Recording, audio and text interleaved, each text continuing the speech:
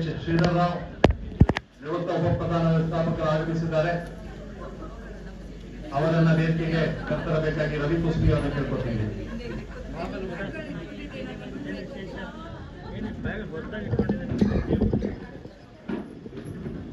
ದಯವಿಟ್ಟು ಚಪ್ಪಾಳೆಯೊಂದಿಗೆ ಸ್ವಾಗತಿಸಬೇಕಾಗಿ ವಿನಂತಿ.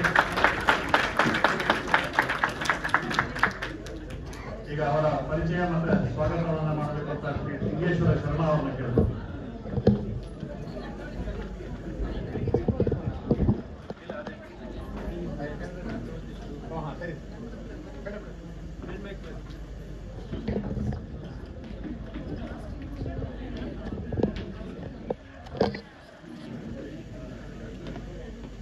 ಎಲ್ಲರಿಗೂ ನಮಸ್ಕಾರ.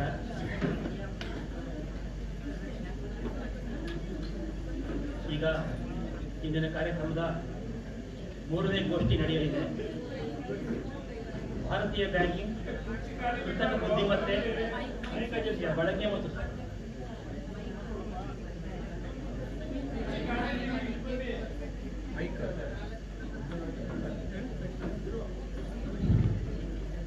ಎಲ್ಲರಿಗೂ ನಮಸ್ಕಾರ. ಇವತ್ತಿನ ಕಾರ್ಯಕ್ರಮದ 3ನೇ ಗೋಷ್ಠಿ ಇದೀಗ ಪ್ರಾರಂಭವಾಗಲಿದೆ. ನಮ್ಮ ಶ್ರೀಧರರಾವ್ ಅವರು ಭಾರತೀಯ ಬ್ಯಾಂಕಿಂಗ್ ಇದರಲ್ಲಿ ಕೃತಕ ಬುದ್ಧಿಮತ್ತೆಯ ಬಳಕೆ ಮತ್ತು ಸವಾಲುಗಳ ಬಗ್ಗೆ ಮಾತನಾಡಿದ್ದಾರೆ. ನಮಗೆ ಕನ್ನಡದಲ್ಲಿ ಬ್ಯಾಂಕಿಂಗ್ ಮತ್ತು ಇತ್ಯಾದಿ ವಿಚಾರಗಳ ಬಗ್ಗೆ ಮಾತಾಡಿದರೆ ಮೊದಲು ನಾವು ನೆನಬೇಕಾಗಿದ್ದು ಪ್ರಾಚಾರ್ಯ HSK ಅವರನ್ನ. ಈ ವೇದಿಕೆಯಲ್ಲಿ ಇಲ್ಲಿ ಇರೋರು ಅನೇಕ ಜನರನ್ನ ಅವರು ತಯಾರು ಮಾಡಿದ್ರು.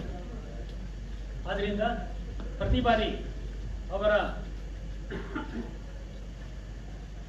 ಸ್ಮೃತಿ ಸ್ಮರಣೆ ಅಂಗವಾಗಿ HSK ಬೆಳಕು ಕಾರ್ಯಕ್ರಮವನ್ನು ಮಾಡಿದಾಗ ಒಂದು ಗೋಷ್ಠಿ ಬ್ಯಾಂಕಿಂಗ್ ವಿಚಾರದ ಬಗ್ಗೆ ಇರ್ತದೆ, ಕನ್ನಡದಲ್ಲಿರುತ್ತೆ. ಯಾಕೆಂದ್ರೆ ಕನ್ನಡದಲ್ಲಿ ಬ್ಯಾಂಕಿಂಗ್ ಬಗ್ಗೆ ಬರೆಯಲಿಕ್ಕೆ ನಮಗೆಲ್ಲ ತರಬೇತಿ ಕೊಟ್ಟವರು ಪ್ರಾಚಾರ್ಯ HSK ಅವರು. ಈ ಹಿನ್ನೆಲೆಯಲ್ಲಿ ಇವತ್ತು ನಮ್ಮ ಶ್ರೀಧರರಾವ್ ಅವರು ಮಾತನಾಡ್ತಾ ಇದ್ದಾರೆ. ಈ ಕಾರ್ಯಕ್ರಮಕ್ಕೆ ಶ್ರೀಧರರಾವ್ ಅವರಿಗೂ ಮತ್ತು ತಮ್ಮೆಲ್ಲರಿಗೂ ಕೂಡ ಸುಸ್ವಾಗತ.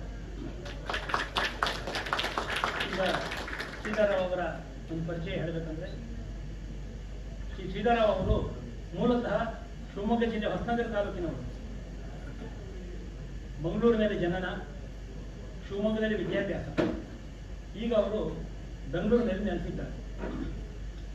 ಇವರ ಬ್ಯಾಂಕಿಂಗ್ ವೃತ್ತಿ ಜೀವನ ಆರಂಭವಾದದ್ದು 1982ರಲ್ಲಿ. ಆಗ ಅವರು 1972ರಲ್ಲಿ ಆಗ ಅವರು ಸ್ಟೇಟ್ ಬ್ಯಾಂಕ್ ಆಫ್ ಮೈಸೂರಿನ ಉದ್ಯೋಗಿಯಾಗಿ ಬ್ಯಾಂಕಿಗೆ ಸೇರಿದರು. ತಮ್ಮ ವೃತ್ತಿ ನಿರತ ಕೌಶಲ್ಯ ಮತ್ತು ಜ್ಞಾನಾರ್ಜನೆಯಿಂದ ಎಲ್ಲ ಹಂತದಲ್ಲೂ ಬಹಳ ತ್ವರಿತವಾಗಿ ಬಡ್ತಿ ಪಡೆದು ಉಪಪ್ರಧಾನ ವ್ಯವಸ್ಥಾಪಕರು ಅಂದರೆ ಡೆಪ್ಟಿ ಜನರಲ್ ಮ್ಯಾನೇಜರ್ ಹುದ್ದೆಯಿಂದ ನಿವೃತ್ತರಾದರು. ಡೆಪ್ಟಿ ಜನರಲ್ ಮ್ಯಾನೇಜರ್ ಹುದ್ದೆಗೆ ಏರಿದ ಮೇಲೆ ಸ್ಟೇಟ್ ಬ್ಯಾಂಕ್ ಆಫ್ ಇಂದೂರು ಅಲ್ಲಿ ನಿಯೋಜನೆಯ ಮೇಲೆ ಅಲ್ಲಿ ಕೂಡ ಕಾರ್ಯನಿರ್ವಹಿಸಿದ್ದಾರೆ. ಇವರಿಗೆ ಕನ್ನಡದಲ್ಲಿ ಬ್ಯಾಂಕಿಂಗ್ ಕುರಿತಂತೆ ಮೊದಲಿನಿಂದಲೂ ಬಹಳ ಆಸಕ್ತಿ. ಆವಾಗ ನಮ್ಮ ಅರವಿಂದ್ರ ಅವರು ಹೇಳಿದರು, ಈ ಒಂದು ಸ್ಥಳೀಯ ಪ್ರಧಾನ ಕಚೇರಿ ಮಾಡಬೇಕಾದ್ರೆ ನಾವು ಸ್ವಲ್ಪ ಹೋರಾಟ ಮಾಡಬೇಕು ಅಂತ. ಆವಾಗ ನಾವು ಕೂಡ ನಮ್ಮ ಬ್ಯಾಂಕಿನಿಂದ ಒಟ್ಟಿಗೆ ಸೇರಿಕೊಂಡಾಗ ನಮ್ಮ ಜೊತೆಗೆ ಶ್ರೀಧರರಾವ್ ಅವರು ಕೂಡ ಇದ್ದರು ಆವಾಗ. ಆಮೇಲೆ 1980ರಲ್ಲಿ ನಮ್ಮ ಮೈಸೂರು ಬ್ಯಾಂಕ್ನಲ್ಲಿ ಕನ್ನಡ ಬಳಗ ಪ್ರಾರಂಭವಾದಾಗ ಇವರು ಮೊಟ್ಟ ಮೊದಲ ಖಜಾಂಚಿ ಸುಮಾರು 10 ವರ್ಷ ನಿರ್ವಹಿಸಿದ್ರು. ಅನೇಕ ಸಾಹಿತ್ಯಿಕ ಚಟುವಟಿಕೆಗಳಲ್ಲಿ ಭಾಗವಹಿಸಿದ್ರು. ಕನ್ನಡ ಬಳಗ ನಾಟಕ ತಂಡದಲ್ಲೂ ಇದ್ದರು. ಅವರು ಅಭಿನಯಿಸಿದ ನಾಟಕವೊಂದರಲ್ಲಿ ಅವ್ರ ಜೊತೆ ಅಭಿನಯಿಸುವಂಥ ಒಂದು ಅವಕಾಶ ನನಗೂ ಸಿಕ್ಕಿತ್ತು. ಸುಮಾರು 40 ವರ್ಷಗಳ ಹಿಂದೆ ಅಂದರೆ 80ರ ದಶಕದಲ್ಲಿ ಬ್ಯಾಂಕಿಂಗ್ ಕ್ಷೇತ್ರದಲ್ಲಿ ತಂತ್ರಜ್ಞಾನ ಮತ್ತು ಗಣಕಯಂತ್ರ ಯಾವುದೂ ಕಾಲಿಟ್ಟಿರಲಿಲ್ಲ. ಆಗ ಬ್ಯಾಂಕಿಂಗ್ ಅತ್ಯಂತ ಬೇಡಿಕೆ ವಸ್ತು ಪ್ರತಿಯೊಬ್ಬರು ನಾವು ಗಲಾಟೆ ಮಾಡ್ತೀವಿ, ಜಗಳ ಮಾಡ್ತಿದ್ವು. ಯಾವುದಕ್ಕೆ ಅಂದರೆ ಕ್ಯಾಲ್ಕುಲೇಟರ್. ಆ ಕ್ಯಾಲ್ಕುಲೇಟರ್ ಒಂದು ಶಾಖೆಗೆ ಒಂದೇ ಕೊಡ್ತಿದ್ವು, ಅದರಲ್ಲಿ ನಾವು ಕೆಲಸ ಮಾಡಬೇಕಾಗಿತ್ತು. ಅಂತಹ ದಿನಗಳಲ್ಲಿ ಬ್ಯಾಂಕ್ಗಳಲ್ಲಿ ಮೊಟ್ಟ ಮೊದಲ ಬಾರಿಗೆ ಗಣಕಯಂತ್ರದ ಪರಿಕಲ್ಪನೆ ಬಂದಾಗ ನಮ್ಮ ಬ್ಯಾಂಕಿನಲ್ಲಿ ಮೊದಲು 1985ರಲ್ಲಿ ಬಹುಶಃ ಎಲ್ಲ ಬ್ಯಾಂಕಿಗಿಂತ ಮೊದಲು ನಮ್ಮಲ್ಲೇ ಸ್ಥಾಪನೆ ಆಗಿದೆ ಅಂತ ನನ್ನ ಒಂದು ಅನಿಸಿಕೆ. ಆವಾಗ 85ರಲ್ಲಿ ಗಣಕ ವಿಭಾಗವನ್ನು ಪ್ರಾರಂಭ ಮಾಡಿದರು, ಕಂಪ್ಯೂಟರ್ ಡಿಪಾರ್ಟ್ಮೆಂಟ್. ಅದಕ್ಕೆ ಮೊಟ್ಟ ಮೊದಲು ಆಯ್ಕೆಯಾದ ಕೆಲವು ಅಧಿಕಾರಿಗಳಲ್ಲಿ ಶ್ರೀಧರರಾವ್ ಕೂಡ ಅವರು. ಹಾಗಾಗಿ ಬ್ಯಾಂಕಿನ ತಂತ್ರಜ್ಞಾನದ ಆಳಾಗಲವನ್ನು ಪ್ರಾರಂಭದಿಂದಲೂ ಕೂಡ ಇವರು ತಿಳ್ಕೊಂಡಿದ್ದಾರೆ. 2 ದಶಕಗಳ ಹಿಂದೆ, ಇದೊಂದು ಬ್ಯಾಂಕಿಂಗ್ ಜೊತೆಗೇನೆ ಸುಮಾರು 2 ದಶಕಗಳ ಹಿಂದೆ ಮೊಟ್ಟ ಮೊದಲ ಬಾರಿಗೆ ಬ್ಯಾಂಕಿಂಗ್ನಲ್ಲಿ ಬ್ಯಾಂಕಿಂಗ್ ವ್ಯವಹಾರ ಪ್ರಕ್ರಿಯೆಯ ಮರುವಿನ್ಯಾಸ, ಅಂದರೆ ಏನೇನು ನಾವು ಕೆಲಸ ಮಾಡ್ತಿದ್ವು ಅದಕ್ಕೆ ಹೊಸ ರೂಪ ಕೊಡುವ ಒಂದು ಯೋಜನೆ ದೇಶಾದ್ಯಂತ ಪ್ರಾರಂಭ ಆಯಿತು. ಆಗ ಇವರು ಸ್ಟೇಟ್ ಬ್ಯಾಂಕ್ ಆಫ್ ಇಂದೋರ್ನಲ್ಲಿ ಆ ಒಂದು ಬಿಸ್ನೆಸ್ ಪ್ರಾಸೆಸ್ ಇಂಜಿನಿಯರಿಂಗ್ ವಿಭಾಗದ ಮುಖ್ಯಸ್ಥರಾಗಿ ಕಾರ್ಯನಿರ್ವಹಿಸಿದರು. ಆದರೂ ಕೂಡ ಇವ್ರನ್ನ ಬ್ಯಾಂಕ್ ಬಳಸ್ಕೊಂಡು. ಮತ್ತೊಂದು ಬಹಳ ಮುಖ್ಯವಾದ ವಿಷಯ ಅಂತಂದರೆ, ಇಲ್ಲೊಬ್ಬರು ನಮ್ಮ ಎದುರುಗಡೆ ಕೂತಿದ್ದಾರೆ, ಶ್ರೀಧರರಾವ್ ಅವರ ಪತ್ನಿ ಶ್ರೀಮತಿ ಶೋಭಾ ಅವರು ಕೂಡ ಭಾರತೀಯ ಸ್ಟೇಟ್ ಬ್ಯಾಂಕಿನ ಉದ್ಯೋಗಿಯಾಗಿ ನಿವೃತ್ತರಾದರು. ಈ ಆವರಣದಲ್ಲಿ ಅನೇಕ ವಿಭಾಗಗಳಲ್ಲಿ ಅವರು ಕೆಲಸ ಮಾಡಿದ್ದಾರೆ. ಶ್ರೀಧರರಾವ್ ಅವರು 2010ರಲ್ಲಿ ನಮ್ಮ ಬ್ಯಾಂಕಿನ ನಿವೃತ್ತರಾದಾಗ ಅವರು ಆಗ ಸ್ಟೇಟ್ ಬ್ಯಾಂಕ್ ಆಫ್ ಇಂದೂರು ಭಾರತೀಯ ಸ್ಟೇಟ್ ಬ್ಯಾಂಕ್ನಲ್ಲಿ ವಿಲೀನವಾಗಿದ್ದರಿಂದ ಮತ್ತೆ ವಾಪಸ್ ನಮ್ಮ ಬ್ಯಾಂಕಿಗೆ ಬಂದರು.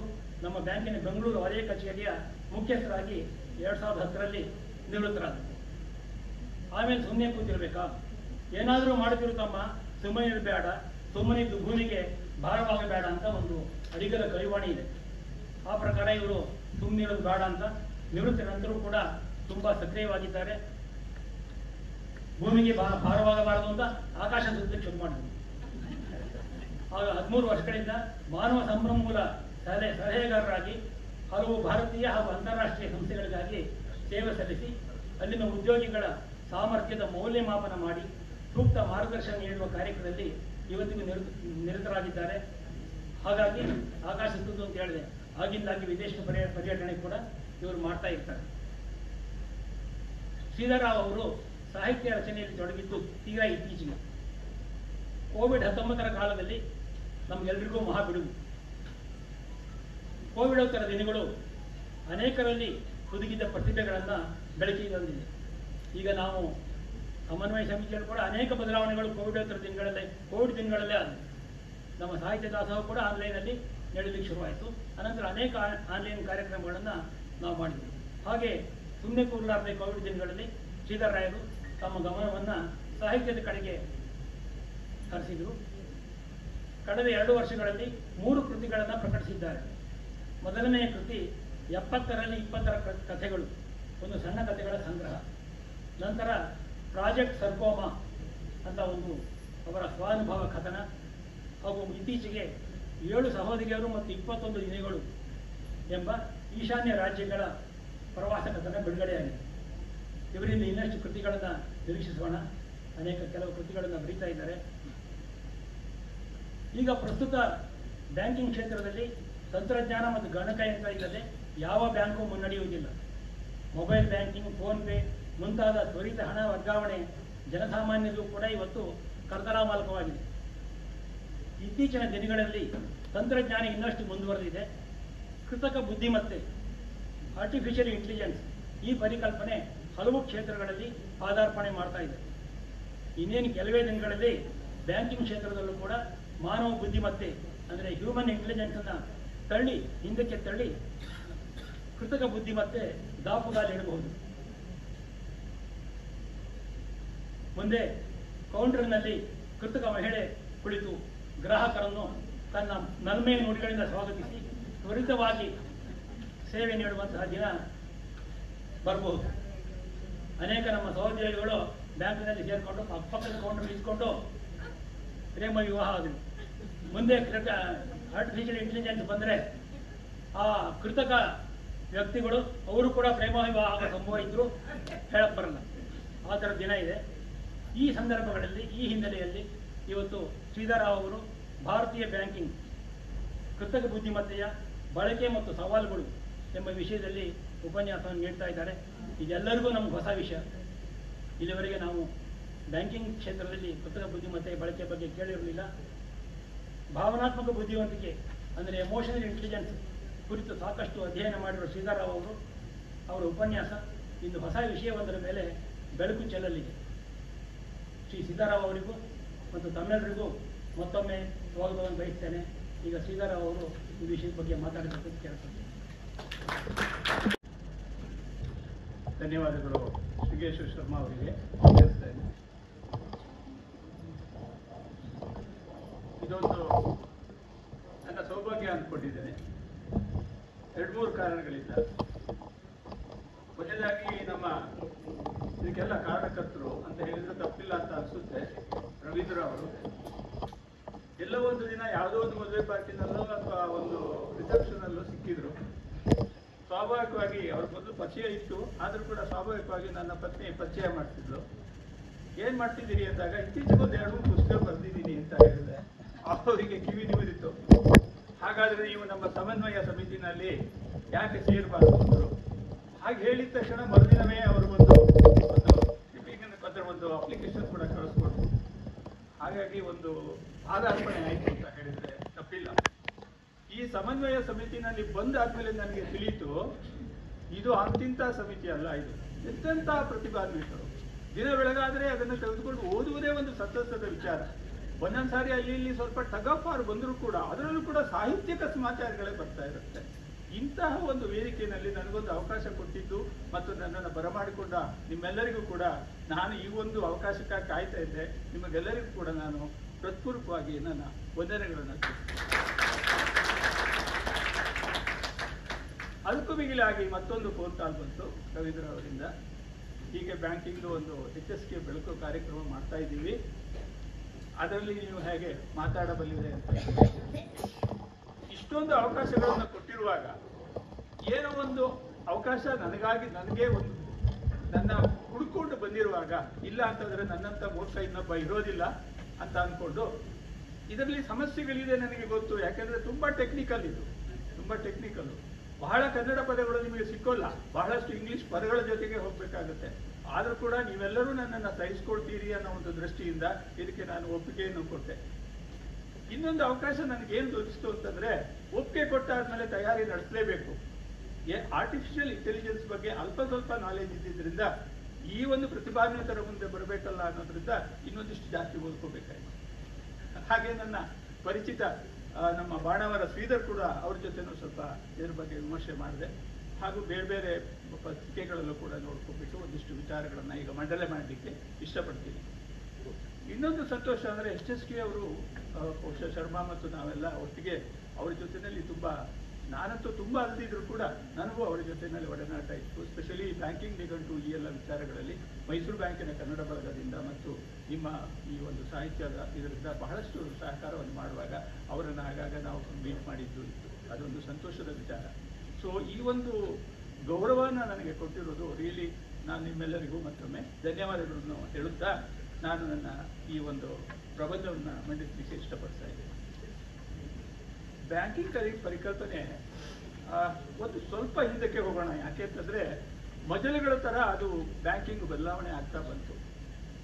ಬ್ಯಾಂಕಿಂಗ್ ಸುಮಾರು ಒಂದು 3 ಶತಮಾನಗಳ ಒಂದು ಇತಿಹಾಸ ಇರುವಂತಹ ಒಂದು ಕಲ್ಪನೆ ಅದು. ಸುಮಾರಾಗಿ 1500ರಿಂದನೇ ಇಟಲಿ ಮತ್ತೆ ಬೇರೆ ಕಡೆಗಳಲ್ಲಿ ಬ್ಯಾಂಕಿಂಗ್ ಇತ್ತು. 1786ರಲ್ಲಿ ಅದೊಂದು ಸೆಂಟ್ರಲ್ ಬ್ಯಾಂಕ್ ಅಂತ ಇದರಲ್ಲಿ UK ಲಂಡನ್ನಲ್ಲಿ ಆರಂಭ ಆಯಿತು. ಅದು ಮೊದಲ ಬ್ಯಾಂಕಿಂಗ್, ಅಂದರೆ ನಮಗೆ ಎಲೆಕ್ಟ್ರಿಕ್ ಸಿಕ್ಕೋ ಹಾಗೆ ಮೊದಲ ಬ್ಯಾಂಕಿಂಗ್ ಆಗುತ್ತೆ. ಅದಾದಮೇಲೆ ಅವಾಗ ಈಸ್ಟ್ ಇಂಡಿಯಾ ಕಂಪನಿ ಇಲ್ಲಿ ನಮ್ಮ ಇಂಡಿಯಾದಲ್ಲಿ ರಾಜ್ಯಭಾರ ಮಾಡ್ತಾ ಇತ್ತು, ವ್ಯವಹಾರ ನಡೆಸ್ತಾ ಇತ್ತು. 1806ರಿಂದ ಸ್ಟಾರ್ಟ್ ಆಯಿತು. ಯಾವುದು ನಮ್ಮ ಬ್ಯಾಂಕ್ ಆಫ್ ಕಲ್ಕಟ್ಟ ಫಸ್ಟ್, ಯಾಕೆಂದರೆ ಅಲ್ಲಿಯೇ ಅವರು ಇದ್ದು, ಅಂದರೆ ಈಸ್ಟ್ ಇಂಡಿಯಾ ಕಂಪನಿ ಇದ್ದಿದ್ದು. ಬ್ಯಾಂಕ್ ಆಫ್ ಕಲ್ಕತ್ತಾ ಸ್ಟಾರ್ಟ್ ಆಯಿತು. ಅದರ ಪ್ರೋಗ್ರೆಸ್ ನೋಡಿಕೊಂಡು ಆಮೇಲೆ 1840ರಲ್ಲಿ ಬಾಂಬೆನಲ್ಲಿ, ಆಮೇಲೆ ಮಡ್ರಾಸ್ನಲ್ಲಿ ಹೀಗೆಲ್ಲ ಸ್ಟಾರ್ಟ್ ಮಾಡಿದ್ರು. ಅದೆಲ್ಲ ಆದಮೇಲೆ ಈ ಎಲ್ಲ 3 ಬ್ಯಾಂಕುಗಳು, ಯಾವುದು bank of Calcutta, bank of Bombay ಮತ್ತು ಬ್ಯಾಂಕ್ ಆಫ್ ಮಡ್ರಾಸ್, ಈ 3 ಸೇರಿ ಇಂಪೀರಿಯಲ್ ಬ್ಯಾಂಕ್ ಆಫ್ ಇಂಡಿಯಾ ಅಂತ ಮಾಡಿದ್ರು. ಬಹುಶಃ ನಿಮಗೆಲ್ಲರಿಗೂ ಗೊತ್ತೇ ಇದೆ ಏನು ಇಂಪೀರಿಯಲ್ ಬ್ಯಾಂಕ್ ಆಫ್ ಇಂಡಿಯಾ ಅಂತಂದ್ರೆ.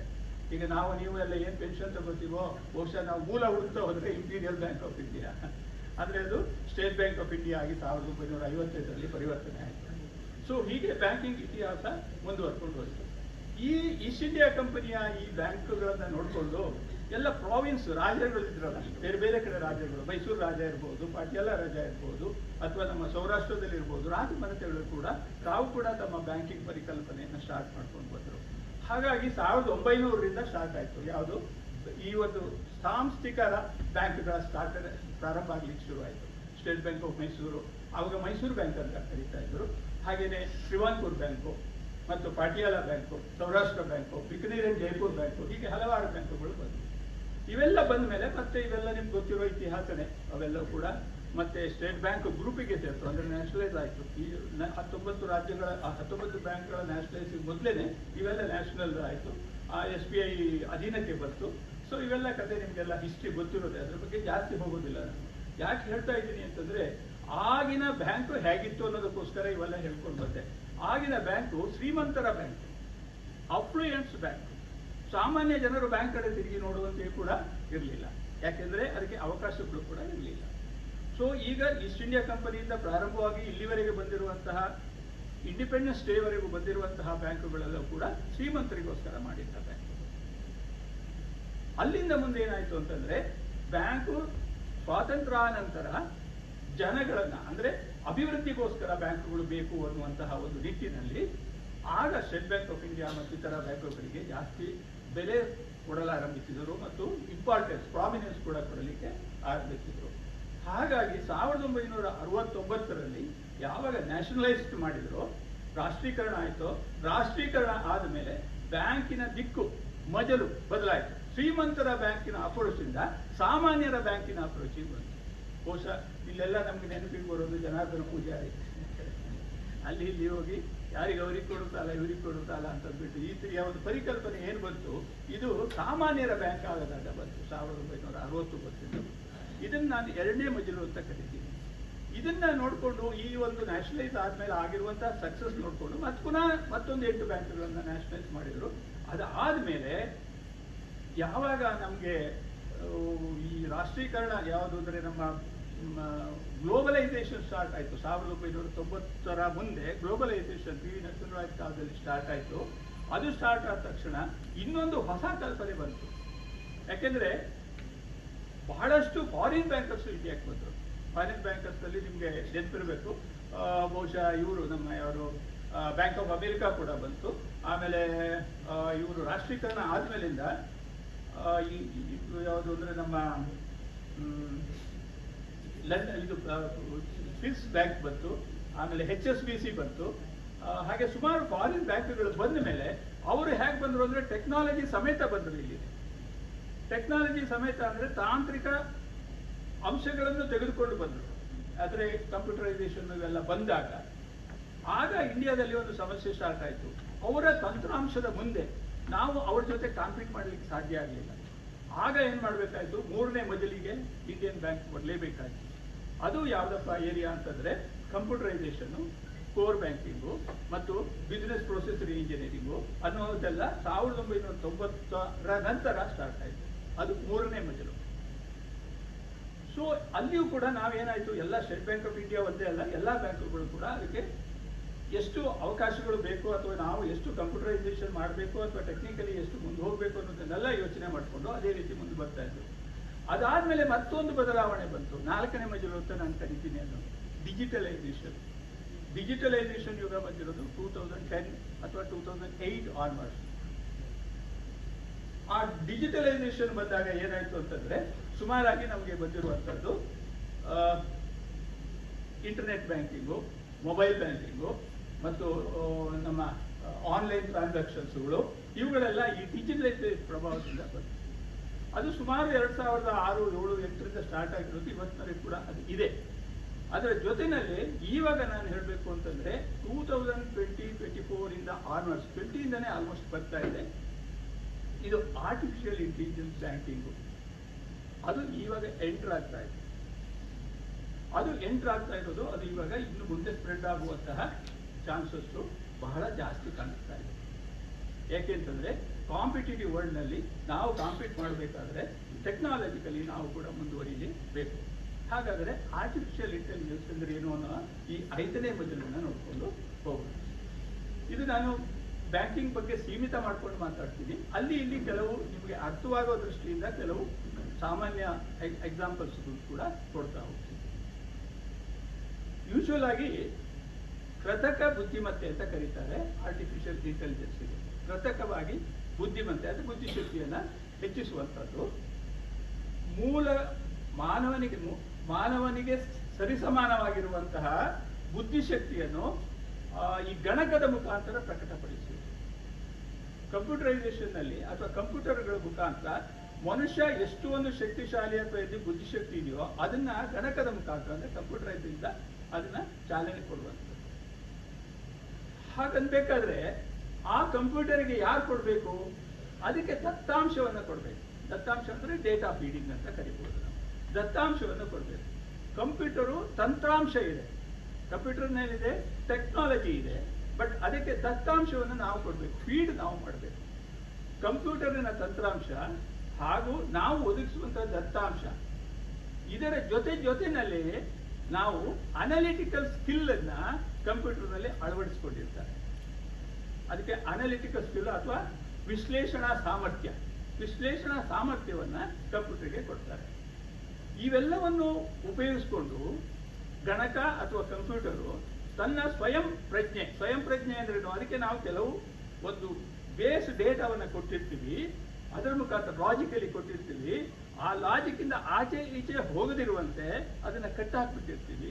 ಅದರ ಪ್ರಕಾರ ಅದು ಯಾವ ರೀತಿಯಲ್ಲಿ ಮುಂದೆ ಹೊರಿಸ್ಕೊಂಡು ಹೋಗ್ಬೇಕು ಅನ್ನೋದನ್ನ ಸ್ವಯಂ ಪ್ರಜ್ಞೆಯಿಂದ ತಿಳ್ಕೊಂಡ್ಬಿಟ್ಟು ತಾನು ಕೆಲವು ಸಮಸ್ಯೆಗಳನ್ನು ಪರಿಹರಿಸುವುದು ಮತ್ತು ಕೆಲವು ಭವಿಷ್ಯತ್ತಿಗೆ ಬೇಕಾದಂತಹ ಒಂದು ಅವಕಾಶಗಳನ್ನು ಕಲ್ಪಿಸಿಕೊಡುವುದನ್ನು ಮಾಡುವಂಥದ್ದೇ AI, ಆರ್ಟಿಫಿಷಿಯಲ್ ಇಂಟೆಲಿಜೆನ್ಸ್ ಅಥವಾ ಕೃತಕ ಬುದ್ಧಿಮತ್ತೆ. ಬಹುಶಃ ನಾನು ಹೇಳೋದು ಟೆಕ್ನಿಕಲಿ ಸ್ವಲ್ಪ ಅರ್ಥ ಆಗೋ ಮಟ್ಟದಲ್ಲಿ ಇದೆ ಅಂತೀನಿ, ಆದಷ್ಟು ಸರಳವಾಗಿ ಹೇಳಲಿಕ್ಕೆ ಪ್ರಯತ್ನ ಪಟ್ಟಿದ್ದೀನಿ. ಆದರೆ ಎಷ್ಟೋ ಬಾರಿ ನಾವು ಒಂದು ಸಂಕೀರ್ಣ ಸೂಚನೆಗಳನ್ನು ಕೊಡಬೇಕಾಗುತ್ತೆ. ಇದಕ್ಕೆಲ್ಲ ಎಕ್ಸ್ಪರ್ಟ್ಸ್ಗಳೇ ಎಕ್ಸ್ಪರ್ಟ್ಸ್ಗಳೇ ಇವಾಗ ಬಹಳ ಇದ್ದಾರೆ. ಅಕಾಡೆಮಿಕಲ್ಲಿ ಕೂಡ AI ಸ್ಪೆಷಲ್ ಸಬ್ಜೆಕ್ಟ್ ಆಗಿದೆ, ಆಪ್ಷನಲ್ ಸಬ್ಜೆಕ್ಟ್ ಸ್ಪೆಷಲ್ ಸಬ್ಜೆಕ್ಟ್ ಆಗಿದೆ ಯೂನಿವರ್ಸಿಟಿಗಳಲ್ಲಿ. ಒಂದು ಬಾರಿ ಸಂಕೀರ್ಣ ಸೂಚನೆಗಳನ್ನ ನಾವು ಗಣಕಗಳಿಗೆ ಕೊಟ್ಟಾಗ ಅದು ನೀವು ಬಹುಶಃ ನೋಡಿರ್ಬೋದು, ಚೆಸ್ ಆಡೋದ್ರಿಂದ ಹಿಡಿದು ನಿಮ್ಮ ಪ್ರಶ್ನೆಗಳಿಗೆ ಉತ್ತರಗಳನ್ನು ಕೊಡುವುದಕ್ಕೂ ಕೂಡ ಅದು ಉಪಯೋಗ ಆಗುತ್ತೆ. ಬಹುಶಃ ನೀವು ಎಷ್ಟೋ ಕಡೆ ನೀವು ಕಾಲ್ ಸೆಂಟರ್ಗಳಿಗೆ ನೀವು ಮಾಡಿದಾಗ ನಿಮಗೆ ಬರುವಂತಹ ವಾಯ್ಸ್ ಯಾವುದು? ಆರ್ಟಿಫಿಷಿಯಲ್ ವಾಯ್ಸ್, ಅದು ಒರಿಜಿನಲ್ ವಾಯ್ಸ್ ಬರೋದಿಲ್ಲ. ಚಾಟ್ ಬೋಟ್ ಅಂತ ಕರಿತೀವಿ. ಈ ಸ್ಟೇಟ್ ಬ್ಯಾಂಕ್ ಆಫ್ ಇಂಡಿಯಾದಲ್ಲೂ ಅದೇ SIA ಅಂತ ಹೇಳ್ತಿದ್ದೀರಲ್ಲ, ಸ್ಟೇಟ್ ಬ್ಯಾಂಕ್ ಆಫ್ ಇಂಡಿಯಾದಲ್ಲಿ ಚಾಟ್ ಬೋಟ್ಗೆ SIA ಅಂತ ಹೇಳ್ತಾರೆ ಅಂತ ನನ್ಗೆ ಅನಿಸುತ್ತೆ ನೆನಪಿರುವಾಗ. ಸೊ ಅದಕ್ಕೆ ನೀವೇನಾದ್ರೂ ಕ್ವಶನ್ ಕೇಳಿದ್ರೆ ನಿಮ್ಮ ಸಾಮಾನ್ಯ ಪ್ರಶ್ನೆಗಳಿಗೆ, ಉದಾಹರಣೆಗೆ ನೀವು ಒಂದು ಅಕೌಂಟ್ ಬ್ಯಾಲೆನ್ಸ್ ಇರ್ಬೋದು ಅಥವಾ ಈಗ ಇರುವ ಪ್ರೊಸೀಜರ್ಗಳಿರ್ಬೋದು, ಲೋನ್ ತಗೊಳ್ಬೇಕಾದ್ರೆ ಯಾವ ಪ್ರೊಸೀಜರ್ ಇದೆ ಅಥವಾ ಅಕೌಂಟ್ ಓಪನ್ ಮಾಡಲಿಕ್ಕೆ ಏನು ಬೇಕು, KYC ಅಂದರೆ ಏನು, ಈ ಥರ ಕೆಲವು ಸಾಮಾನ್ಯ ಕ್ವಶನ್ಗಳಿಗೆ ನೀವು ಇದರ ಮುಖಾಂತರ ಆನ್ಸರ್ಗಳನ್ನು ಪಡ್ಕೊಳ್ಬೇಕಾಗಿದೆ. ಇವೆಲ್ಲವೂ ಕೂಡ ಯಾವುದರಿಂದ ಆಗಿದೆ ಅಂತಂದರೆ ಈ ದತ್ತಾಂಶವನ್ನು ಗಣಕದ ತಂತ್ರಾಂಶದೊಂದಿಗೆ ಸೇರಿಸಿಕೊಂಡಾಗ ನಾವು ಕೇಳುವಂತಹ ಪ್ರಶ್ನೆಗಳಿಗೆ ಅದು ತನ್ನ ಸ್ವಯಂ ಪ್ರಜ್ಞೆಯನ್ನು ಉಪಯೋಗಿಸಿಕೊಂಡು ತಾನು ಉತ್ತರವನ್ನು ನೀಡುವಂತಹ ಒಂದು ಪರಿಸ್ಥಿತಿಯ ನಿರ್ಮಾಣ ಈ ಕೃತಕ ಬುದ್ಧಿಮತ್ತೆಯಲ್ಲಿ ಆಗಿದೆ.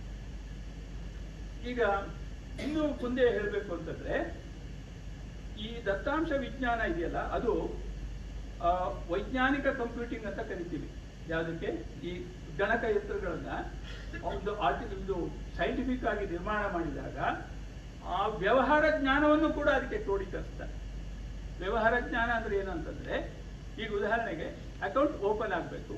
ಅಕೌಂಟ್ ಓಪನ್ ಆಗಬೇಕಾದ್ರೆ ಏನೇನು ಬೇಕು ಅಂತ ಒಂದು KYC ಅಥವಾ ಯಾವುದೇ ಹೇಳಿ ನೀವು ಅವೆಲ್ಲವನ್ನು ಕೂಡ ಅದಕ್ಕೆ ಕ್ರೋಢೀಕರಿಸ್ತಾರೆ. ಕ್ರೋಢೀಕರಿಸಿ ಮತ್ತೆ ಹಣವನ್ನು ಪಾವತಿಸಬೇಕು. ಆವಾಗಲೇ ನಿಮ್ಮ ಅಕೌಂಟ್ ಭದ್ರವಾಗುತ್ತೆ. ಆದರೆ ಇದು ಯಾವುದಾದ್ರೂ ಒಂದು ವಿಚಾರ, KYC ನಲ್ಲಿ ಏನಾದ್ರು ಒಂದು ಮಿಸ್ಟೇಕ್ ಇದೆ, ನಿಮ್ಮ ಡೇಟ್ ಆಫ್ ಬರ್ತೆ ಇಲ್ಲ ಅಥವಾ ಆಧಾರ್ ಕಾರ್ಡೇ ಇಲ್ಲ ಅಥವಾ ನಿಮ್ಮ ಒಂದು ಹಣ ಪಾವತಿಯೇ ಆಗಿಲ್ಲ ಅಂದರೆ ಆಗ ನಿಮ್ಮ ಅಕೌಂಟ್ ಓಪನ್ ಆಗೋದೇ ಇಲ್ಲ. ಯಾಕೆಂತಂದ್ರೆ ಅಲ್ಲಿ ನಾವು ತಂತ್ರಾಂಶವನ್ನ ಆಗಲೇ ಇಟ್ಬಿಟ್ಟು, ಅಂದ್ರೆ ಚೆಕ್ ಮತ್ತು ಮೇಕ್ ಚೆಕ್ ಮಾಡ್ತೀವಲ್ಲ ನಾವು, ಒರಿಜಿನಲಿ ನಾವು ಸ್ವಾಭಾವಿಕವಾಗಿ ಏನು ಚೆಕ್ ಮಾಡ್ತೀವೋ ಅದನ್ನೆಲ್ಲ ಇವಾಗ ಕಂಪ್ಯೂಟರು ಚೆಕ್ ಮಾಡಿಕೊಂಡು ಬರ್ತಾ ಇದೆ ಆ ಥರ.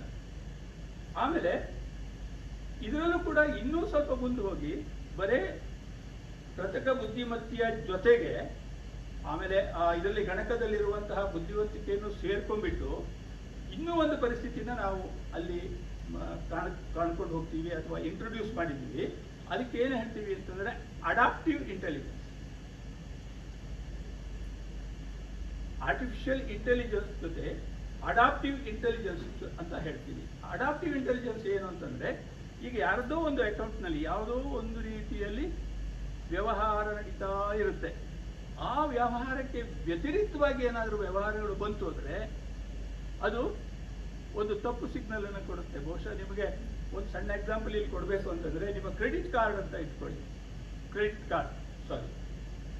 ಕ್ರೆಡಿಟ್ ಕಾರ್ಡ್ನಲ್ಲಿ ನಾರ್ಮಲ್ ಆಗಿ ನೀವು ಏನೋ ಗ್ರಾಸರೀಸು ಅದು ಇದು ಅದಕ್ಕೂ ಪೇಮೆಂಟ್ ಮಾಡ್ತೀರಿ, ಹೋಟೆಲ್ ಬಿಲ್ ಪೇಮೆಂಟ್ ಮಾಡ್ತೀರಿ, ಈ ಥರ ಸಾಮಾನ್ಯ ಪೇಮೆಂಟ್ಗಳನ್ನು ಮಾಡ್ತೀರಿ. ಎಲ್ಲೋ ಒಂದು ದಿನ ಜ್ಯುವೆಲ್ರಿ ಶಾಪಿಗೆ ಹೋದ್ರಿ ಅಂತ ಇಟ್ಕೊಳ್ಳಿ, ಕ್ರೆಡಿಟ್ ಕಾರ್ಡ್ ಆಯ್ತಾ, ನೀವು 1 ಲಕ್ಷ 2 ಲಕ್ಷ ಡೆಬಿಟ್ ಮಾಡೋಕ್ಕೆ ಆರ್ಡರ್ ಕೊಡ್ತೀರಿ. ತಕ್ಷಣ ಏನಾಗುತ್ತೆ ಗೊತ್ತಾ, ಅದು ಫಸ್ಟ್ ಟೈಮಿಗೆ ಬಹುಶಃ ನೀವು ಅಬ್ಸರ್ವ್ ಮಾಡಿ, ಎಲ್ಲರಿಗೂ ಹಾಗಾಗುತ್ತೆ ಅಂತ ನಾನು ಹೇಳೋದಿಲ್ಲ. ಸಣ್ಣ ವ್ಯವಹಾರ ಮಾಡಿಕೊಂಡು ಒಂದೇ ಸಾರಿ ದೊಡ್ಡ ವ್ಯವಹಾರ ಮಾಡಿದಾಗ ಆ ದೊಡ್ಡ ವ್ಯವಹಾರವನ್ನು ನಾವು ಸ್ವೀಕರಿಸೋದಿಲ್ಲ, ಅದೊಂದು ಕ್ವಶನ್ ಆಗುತ್ತೆ. ಇಮಿಡಿಯೇಟ್ಲಿ ನಿಮ್ಗೊಂದು ಮೆಸೇಜ್ ಬರುತ್ತೆ, ನೀವು ನಿಜವಾಗಿಯೂ ಇಲ್ಲಿದ್ದೀರಾ, ನೀವು ಇದನ್ನ ಯಾವುದು ಈ ಒಂದು ಡೆಬಿಟ್ ಅನ್ನು ಕೊಟ್ಟಿದ್ದೀರಾ, ಇದೆಯಲ್ಲ, ಇದನ್ನೇ ನಾನು ಏನ್ ಹೇಳ್ತೀವಿ ಅಂದ್ರೆ ಅಡಾಪ್ಟಿವ್ ಇಂಟೆಲಿಜೆನ್ಸ್. ಆ ಇಂಟೆಲಿಜೆನ್ಸ್ ಅದು ಅಡಾಪ್ಟ್ ಮಾಡ್ಕೊಂಡ್ಬಿಟ್ಟಿದೆ. ಆದ್ರೆ ಇವನ್ ಯೋಗ್ಯತೆ ಇಷ್ಟೇ ಅಂತ ಲೆಕ್ಕ ಹಾಕ್ಬಿಟ್ಟಿರುತ್ತೆ. 5,000 10,000 ಮೇಲೆ ಹೋಗಲ್ಲ ಏನೋ, ಹೇಗೆ ಹೋದ ಈಗ 1.5 ಲಕ್ಷ ಅನ್ನೋದನ್ನ ಅದು ಅರ್ಥ ಮಾಡ್ಕೊಳ್ಬೇಕಾಗುತ್ತೆ. ಆವಾಗ ಅದೇನ್ ಕೇಳುತ್ತೆ, ಇನ್ನೊಂದ್ಸಾರಿ ನಿಮ್ಗೆ ಓರಲಿ ಒಂದು ಫೋನ್ ಬರುತ್ತೆ ಯಾರಿಂದ ಇಲ್ಲ ಆದ್ರೆ ಒಂದು OTP ಕೇಳುತ್ತೆ. ಅದು ಕೇಳಿದ್ಮೇಲೆ ನಿಮ್ದು ಇದು ಪಾಸ್ ಆಗುತ್ತೆ. ಬಹುಶಃ ನೀವೆಲ್ಲ ಇದನ್ನ ಅಬ್ಸರ್ವ್ ಮಾಡಿರ್ಬೇಕು. ಇದೆಲ್ಲದಕ್ಕೂ ಕಾರಣ ಏನು ಅಂತಂದ್ರೆ, ಒಂದು ಈ ಗಣಕ ಅಥವಾ ಕಂಪ್ಯೂಟರ್ನಲ್ಲಿ ಏನಂತಂದ್ರೆ, ಒಂದು ಡಿಜಿಟಲೈಸೇಷನ್ ಫಾರಮ್ ನಲ್ಲಿ ಎಲ್ಲವನ್ನೂ ಕೊಟ್ಟಿರ್ತೀವಿ. ಬಹಳ ಇಂಟ್ರೆಸ್ಟಿಂಗ್ ಪಾಯಿಂಟ್ ಏನ್ ಗೊತ್ತಾ, ಕಂಪ್ಯೂಟರು ನೀವು ಎಷ್ಟೇ ವ್ಯವಹಾರ ಏನೇ ಇಲ್ಲಿ ಎಲ್ಲ ತುಂಬಿದ್ರು ಕೂಡ ಅದಕ್ಕೆ ಮೂಲ ಮಂತ್ರ ಯಾವುದು ಗೊತ್ತಾ, ನಮ್ಮ ಸೃಷ್ಟಿಗೆ ಓಂ ಇದ್ದಾಗೆ ಪ್ಲಸ್ ಮತ್ತು ಮೈನಸ್, ಆಫ್ ಅಂಡ್ ಆನ್, ಎರಡೇ ಎರಡು. ಆಫ್ ಆನ್ ಪ್ಲಸ್ ಮೈನಸ್ ಇವೆರಡರಿಂದನೇ ಈ ಎಲ್ಲ ದತ್ತಾಂಶಗಳು ಅದು ಇದು ಪ್ರತಿಯೊಂದು ಆಗಿರುವಂಥದ್ದು. ನಾನಿದು ಬಾಟಮ್ನಲ್ಲಿ ಹೇಳ್ತಾ ಇರೋದು ಅಂದ್ರೆ, ಯಾಕಂದ್ರೆ ಸಿಂಗೇಶ್ವರ ಹೇಳಿದಾಗೆ ಫಸ್ಟ್ ನಾವು ವರ್ಕ್ ಮಾಡಿರೋದೇ ಪ್ಲಸ್ ಮತ್ತು ಮೈನಸ್ ಇಂದ, ಆಫ್ ಅಂಡ್ ಆನ್ ಇಂದ. ಎ ಅಂದ್ರೆ ಪ್ಲಸ್ ಪ್ಲಸ್ 0001, ಬಿ ಅಂದ್ರೆ 0010, ಈ ತರನೇ ವರ್ಕ್ ಮಾಡಿಕೊಂಡು ನಾವು ಮಾಡಿದ್ದು. ಅದರಿಂದ ಹೇಳ್ತಾ ಇದ್ದೀನಿ. ಅಂದ್ರೆ ಇದನ್ನ ಇಮ್ಯಾಜಿನ್ ಮಾಡ್ಲಿಕ್ಕೆ ಆಗೋದಿಲ್ಲ. ಈ ಡಿಜಿಟಲೈಸೇಷನ್ ಆ ಲೆವೆಲ್ ಅಲ್ಲಿ ಮುಂದುವರೆದಿದೆ. ಆಮೇಲೆ ದತ್ತಾಂಶ ವಿಶ್ಲೇಷಣೆ ಕೂಡ ಏನಾಗಿದೆ, ಓವರ್ ಎ ಪೀರಿಯಡ್ ಆಫ್ ಅನುಭವದಿಂದ ಅದನ್ನ ಅಲ್ಲೇನೆ ಲಿಂಕ್ ಮಾಡ್ಕೊಂಡು ಬಂದ್ವಿ.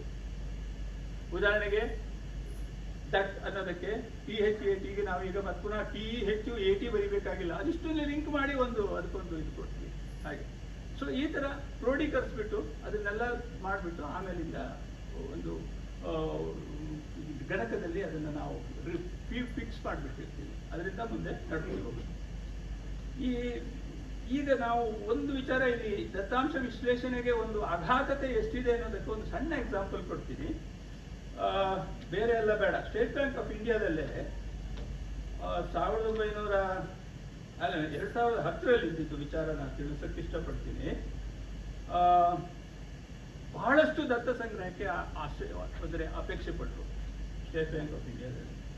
ನಮ್ಗೆ ಈಗ KB ಅಂದ್ರೆ ಗೊತ್ತಿದೆ, 1024 ಬೈಟು. ಹಾಗೇನೆ ಮೆಗಾಬೈಟ್ 1024 KBಗಳು 1 ಮೆಗಾಬೈಟ್ ಆಗುತ್ತೆ.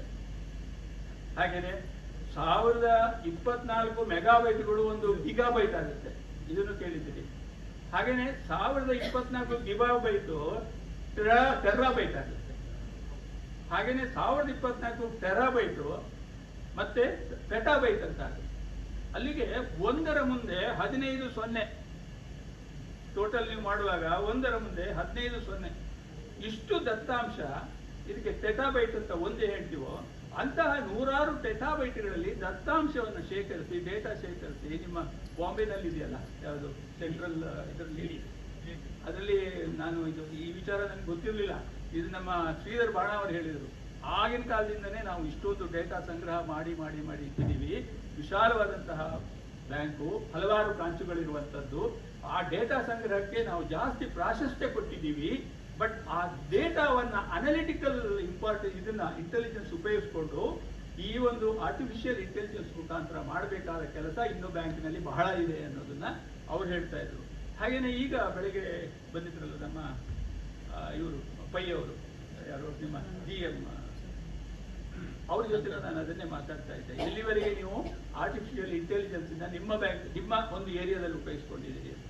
ಅವರು ತುಂಬಾ ಚೆನ್ನಾಗಿ ಹೇಳಿದ್ರು. ಆಡಿಟ್ ನಲ್ಲಿ ಸ್ಪೆಷಲಿ ವಿಜಿಲೆನ್ಸ್ ಆಂಗಲ್ ಇಂದ, ಆಮೇಲೆ ಮೂವ್ಮೆಂಟ್ ಆಫ್ ಫಂಡ್ಸ್, ಆಮೇಲೆ ಕ್ರೆಡಿಟ್ ಅಕೌಂಟ್ಗಳಲ್ಲಿ ಇದು ಪೇಮೆಂಟ್ ಸ್ಟ್ರಕ್ಚರ್ ಅಥವಾ ಎಲ್ಲೆಲ್ಲಿಗೆ ದುಡ್ಡು ಹೋಗ್ತಾ ಇದೆ ಇವುಗಳನ್ನೆಲ್ಲ ಅವರು ಇವಾಗ ಅದರಿಂದ ಅನಲೈಸ್ ಮಾಡ್ತಾ ಇದ್ದಾರೆ.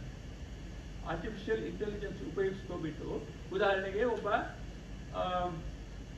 ಜಸ್ಟ್ ಸ್ಟಾರ್ಟ್ಅಪ್ ಒಬ್ಬ ಯೂನಿಟ್ ಓಪನ್ ಮಾಡಿರ್ತಾನೆ, ಅವನ ಇಂಟೆನ್ಷನ್ನು ಮತ್ತು ಡೇಟಾ ಪರ್ಮಿಷನ್ಸ್ ಎಲ್ಲ ತುಂಬಾ ಚೆನ್ನಾಗಿ ಕೊಟ್ಟಿರ್ತಾನೆ ಬ್ಯಾಂಕಿಗೆ, ಯಾವುದು ಪ್ರಾಜೆಕ್ಟ್ ರಿಪೋರ್ಟ್ ಎಲ್ಲ. ಬಟ್ ಅದಾದ್ಮೇಲೆ ಅಕೌಂಟ್ ಓಪನ್ ಆದ್ಮೇಲೆ ಅವ್ರು ಕೇಳಲಿಕ್ಕೆ ಹೋಗ್ತಾರೆ whether he is properly using or not that funds ಅನ್ನ.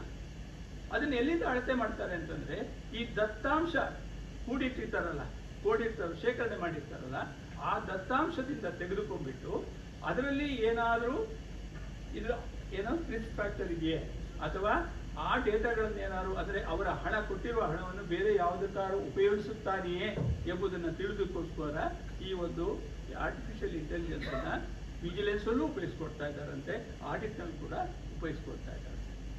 ಬಹುಶಃ ನೀವುಗಳು ನೋಡಿರ್ಬೋದು, ಯಾರದಾರ ಅಕೌಂಟಿಗೆ ಸ್ವಲ್ಪ ದುಡ್ಡು ಜಾಸ್ತಿ ಬಂತು ಅಂತಂದ್ರೆ ಬಹುಶಃ ನಾವೆಲ್ಲ ಇದಕ್ಕೆಲ್ಲ ಪಾರ್ಟಿ ಆಗಿರ್ತೀವಿ. ಯಾರ ಮಗನ ಕಳಿಸಿದ, ಮಗಳು ಕಳಿಸಿದ್ಲು, ಅಥವಾ ನಾವೇ ಯಾವುದೋ ಒಂದು ಟ್ರಾನ್ಸಾಕ್ಷನ್ ಮಾಡಿದ್ವಿ, ಒಂದು ರಿಯಲ್ ಎಸ್ಟೇಟ್ ಇರ್ಬೋದು, ಯಾವುದೋ ಇರ್ಬೋದು, 1-2-3 ಲಕ್ಷಕ್ಕಿಂತ ಜಾಸ್ತಿ ಆಗೋದ್ರೊಳಗೆ ನೀವು ಹೇಳೋದು ಬೇಡ, ಇನ್ಕಮ್ ಟ್ಯಾಕ್ಸ್ನೇ ಒಂದು ಲೆಟರ್ ಅಲ್ಲಿ ಹಾಕಿಟ್ಟಿರ್ತಾನೆ, ಇದು ದುಡ್ಡು ಇಷ್ಟು ಬಂದಿದ್ದಲ್ಲ, ಎಲ್ಲಿಂದ ಬಂತು ಅಂತಂದು. ನೀವು ಅಸೆಸ್ಮೆಂಟ್ ಫೈಲ್ ಮಾಡಕ್ ಹೋದಾಗ ಅದು ಪಾಪಪ್ ಆಗ್ತಾ ಇರುತ್ತೆ, ಇದಕ್ಕೇನು ನಿನ್ನ ಅಕೌಂಟಿಗೆ ಏನು ಪರಿಹಾರ ಕೊಟ್ಟಿಲ್ವಲ್ಲ, ಏನಿದು ಅಂತ. ಬಹುಶಃ ನಾವೆಲ್ಲ ಇದನ್ನ ಅನುಭವಿಸಿರ್ತೀವಿ ಆಯ್ತಾ. ಇವೆಲ್ಲವೂ ಕೂಡ ನಡೀತಾ ಇರುವಂಥದ್ದು ಯಾವುದರಿಂದ ಅಂದ್ರೆ ಆರ್ಟಿಫಿಷಿಯಲ್ ಇಂಟೆಲಿಜೆನ್ಸ್. ಓಕೆ, ಈಗ ಬ್ಯಾಂಕ್ಗಳಲ್ಲಿ ಆರ್ಟಿಫಿಷಿಯಲ್ ಇಂಟೆಲಿಜೆನ್ಸ್ ಬಂದ ಮೇಲೆ ಉಪಯೋಗಗಳೇನಾಗಿದೆ ಅಂತ ನೋಡ್ಕೋತಾ ಹೋಗೋಣ. ಆಮೇಲೆ really fast or is it sensible ಅಂದ್ರೆ ಅರ್ಥ ಮಾಡ್ಕೋತಾ ಇದ್ದೀರಲ್ಲ, ಅಥವಾ ಬೇರೆ ಏನಾದರೂ ಚೇಂಜಸ್ ಬೇಕಾ ಹೇಳುವಾಗ? ಇಲ್ಲ ಅಲ್ಲ.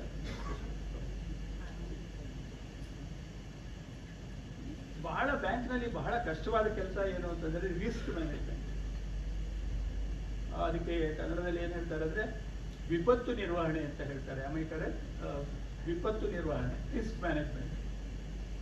ಸ್ಪೆಷಲಿ ಯಾವ ಲೋನ್ ಕೊಡೋದೇ ಆಗಲಿ ಅಥವಾ ಯಾವುದೇ ಒಂದು LC ಅಥವಾ ಗ್ಯಾರಂಟೀಸ್ ಓಪನ್ ಮಾಡೋದೇ ಆಗಲಿ, ಅದರಲ್ಲಿ ನಾವು ರಿಸ್ಕ್ ಮ್ಯಾನೇಜ್ಮೆಂಟ್ ಅಂಶವನ್ನ ನೋಡಬೇಕಾಗುತ್ತೆ. ರಿಸ್ಕ್ ಮ್ಯಾನೇಜ್ಮೆಂಟ್ ಅಂಶ ನಮ್ಮ ಎಂಟೈರ್ ಬ್ಯಾಲೆನ್ಸ್ ಶೀಟ್ನ ನಮ್ಮ ಫಂಡ್ಸ್ ಮ್ಯಾನೇಜ್ಮೆಂಟ್ ಮೇಲೆ ಡಿಪೆಂಡ್ ಆಗಿರುತ್ತೆ.